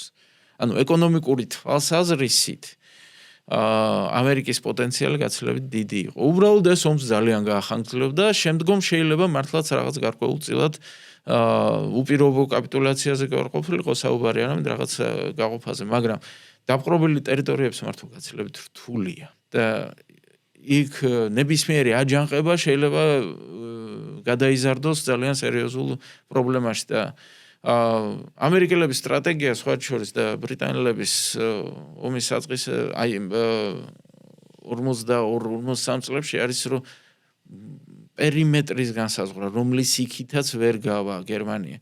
აფრიკის ოპერაცია ზუსტად ამ მიზანს ისახავდა, რომ აფრიკაშიც მოუწყვიტავთ მათ და შესაბამისად მხოლოდ ევროპულ ნაწილში დაგვრჩება და რომ დააგოს საბჭოთა კავშირმა ეს ომი, მერე სანამ ეს იმას აითვისებს, სანამ იმას იზამს, მანამდე Lebensraum სანამ შეექმნიდა. სანამ შეძლებს იმ ტერიტორიების სრულად გამოყენებას, მანამდე უკვე ჩვენ მოვახერხებთ ჩვენი მიზნების მიღწევას. სხვა რა შეიძლება ითქვას, საბედისწერო გადაწყვეტილებები რა შეიძლება გქონოდა ჰიტლერს ზოგადად ამ ომის მანძილზე. აი ამერიკისთვის ომის გამოცხადება ამერიკისთვის ომი რო არ გამოეცხადებინა, აი პირდაპირ ვამბობ, ალბათ ეს იყო მისი საერთოდ ყველაზე დიდი შეცდომა. ამ შემთხვევაში ეს არ იყო მხოლოდ სამხედრო, ეს იყო პოლიტიკური შეცდომა, მაგრამ ამ შეცდომაზე გული მწყდება, მაგას ვერ ვიტყვი, იმიტომ არა, ეგ თავისთავად. რო საინტერესო ალტერნატიული სცენარი. კაცმა რიცის შეიძლება უარესი ყოფილიყო, ხო, რო გაემარჯვა გერმანიას ახლა. ხო, მაგასაც იყო კითხვა, რომ გერმანიას უგემარჯვა, როგორ წარმოგიდგენია თუ რა. ეს არის ძალიან ჰიპოთეტური მომენტი, ახლა ამ შემთხვევაში შეიძლება ყოფილიყო, ასე ვთქვათ, სრულიად კიდევ უფრო გაუსაძლისი ვითარება, ვიდრე საბჭოთა პერიოდში არსებობდა და შეიძლება ყოფილიყო უკეთესი, მაგრამ ამას ისტორია აღარ არის, ხო? ამას ვერანაირად ვერ განსაზღვრავ. იქ დამოკიდებული იყო იმაზე, რამდენ ხანს შეინარჩუნებდა ის აგრესიული ფრთა მაშინ ხელისუფლებას, როგორი ტიპის სახელმწიფო გარდაიქმნებოდა შემდგომში. ანუ შეუძლებელი ამ ხელა დაპყრობილი ტერიტორია რო გაქვს, ისევ ნაცისტური, ასე ვთქვათ, თეორიები და არიული რასის თეორიით მართო ეს ტერიტორია. თუ ამას მართავ მუდმივი აჯანყებები გექნება. ხო, ის ნაციონალისტური სახელმწიფოსთვის იყო რა, ეგ იდეოლოგია. ეს იყო გერმანელი ერის შესაკავშირებლად პირველი მსოფლიო ომის დამარცხების შემდგომ რევანშიზმის თავისი განსაკუთრებულობის გამოსავლენად შექმნილი ასე ვთქვათ პროპაგანდა და როდესაც ახლა შენ იმპერიას ქმნის, სადაც უამრავი ერი გაქვს, იქ ეს არაფერში არ გამოგადგება ახლა და შესაბამისად ის განსაკუთრებულობა არაფერს არ გზენს გარდა იმისა, რომ შენ იქნები, ასე ვთქვათ, მუდმივად ჩაგვრელის როლში და ყველა დანარჩენი მუდმივად იფიქრებს აჯანყებას.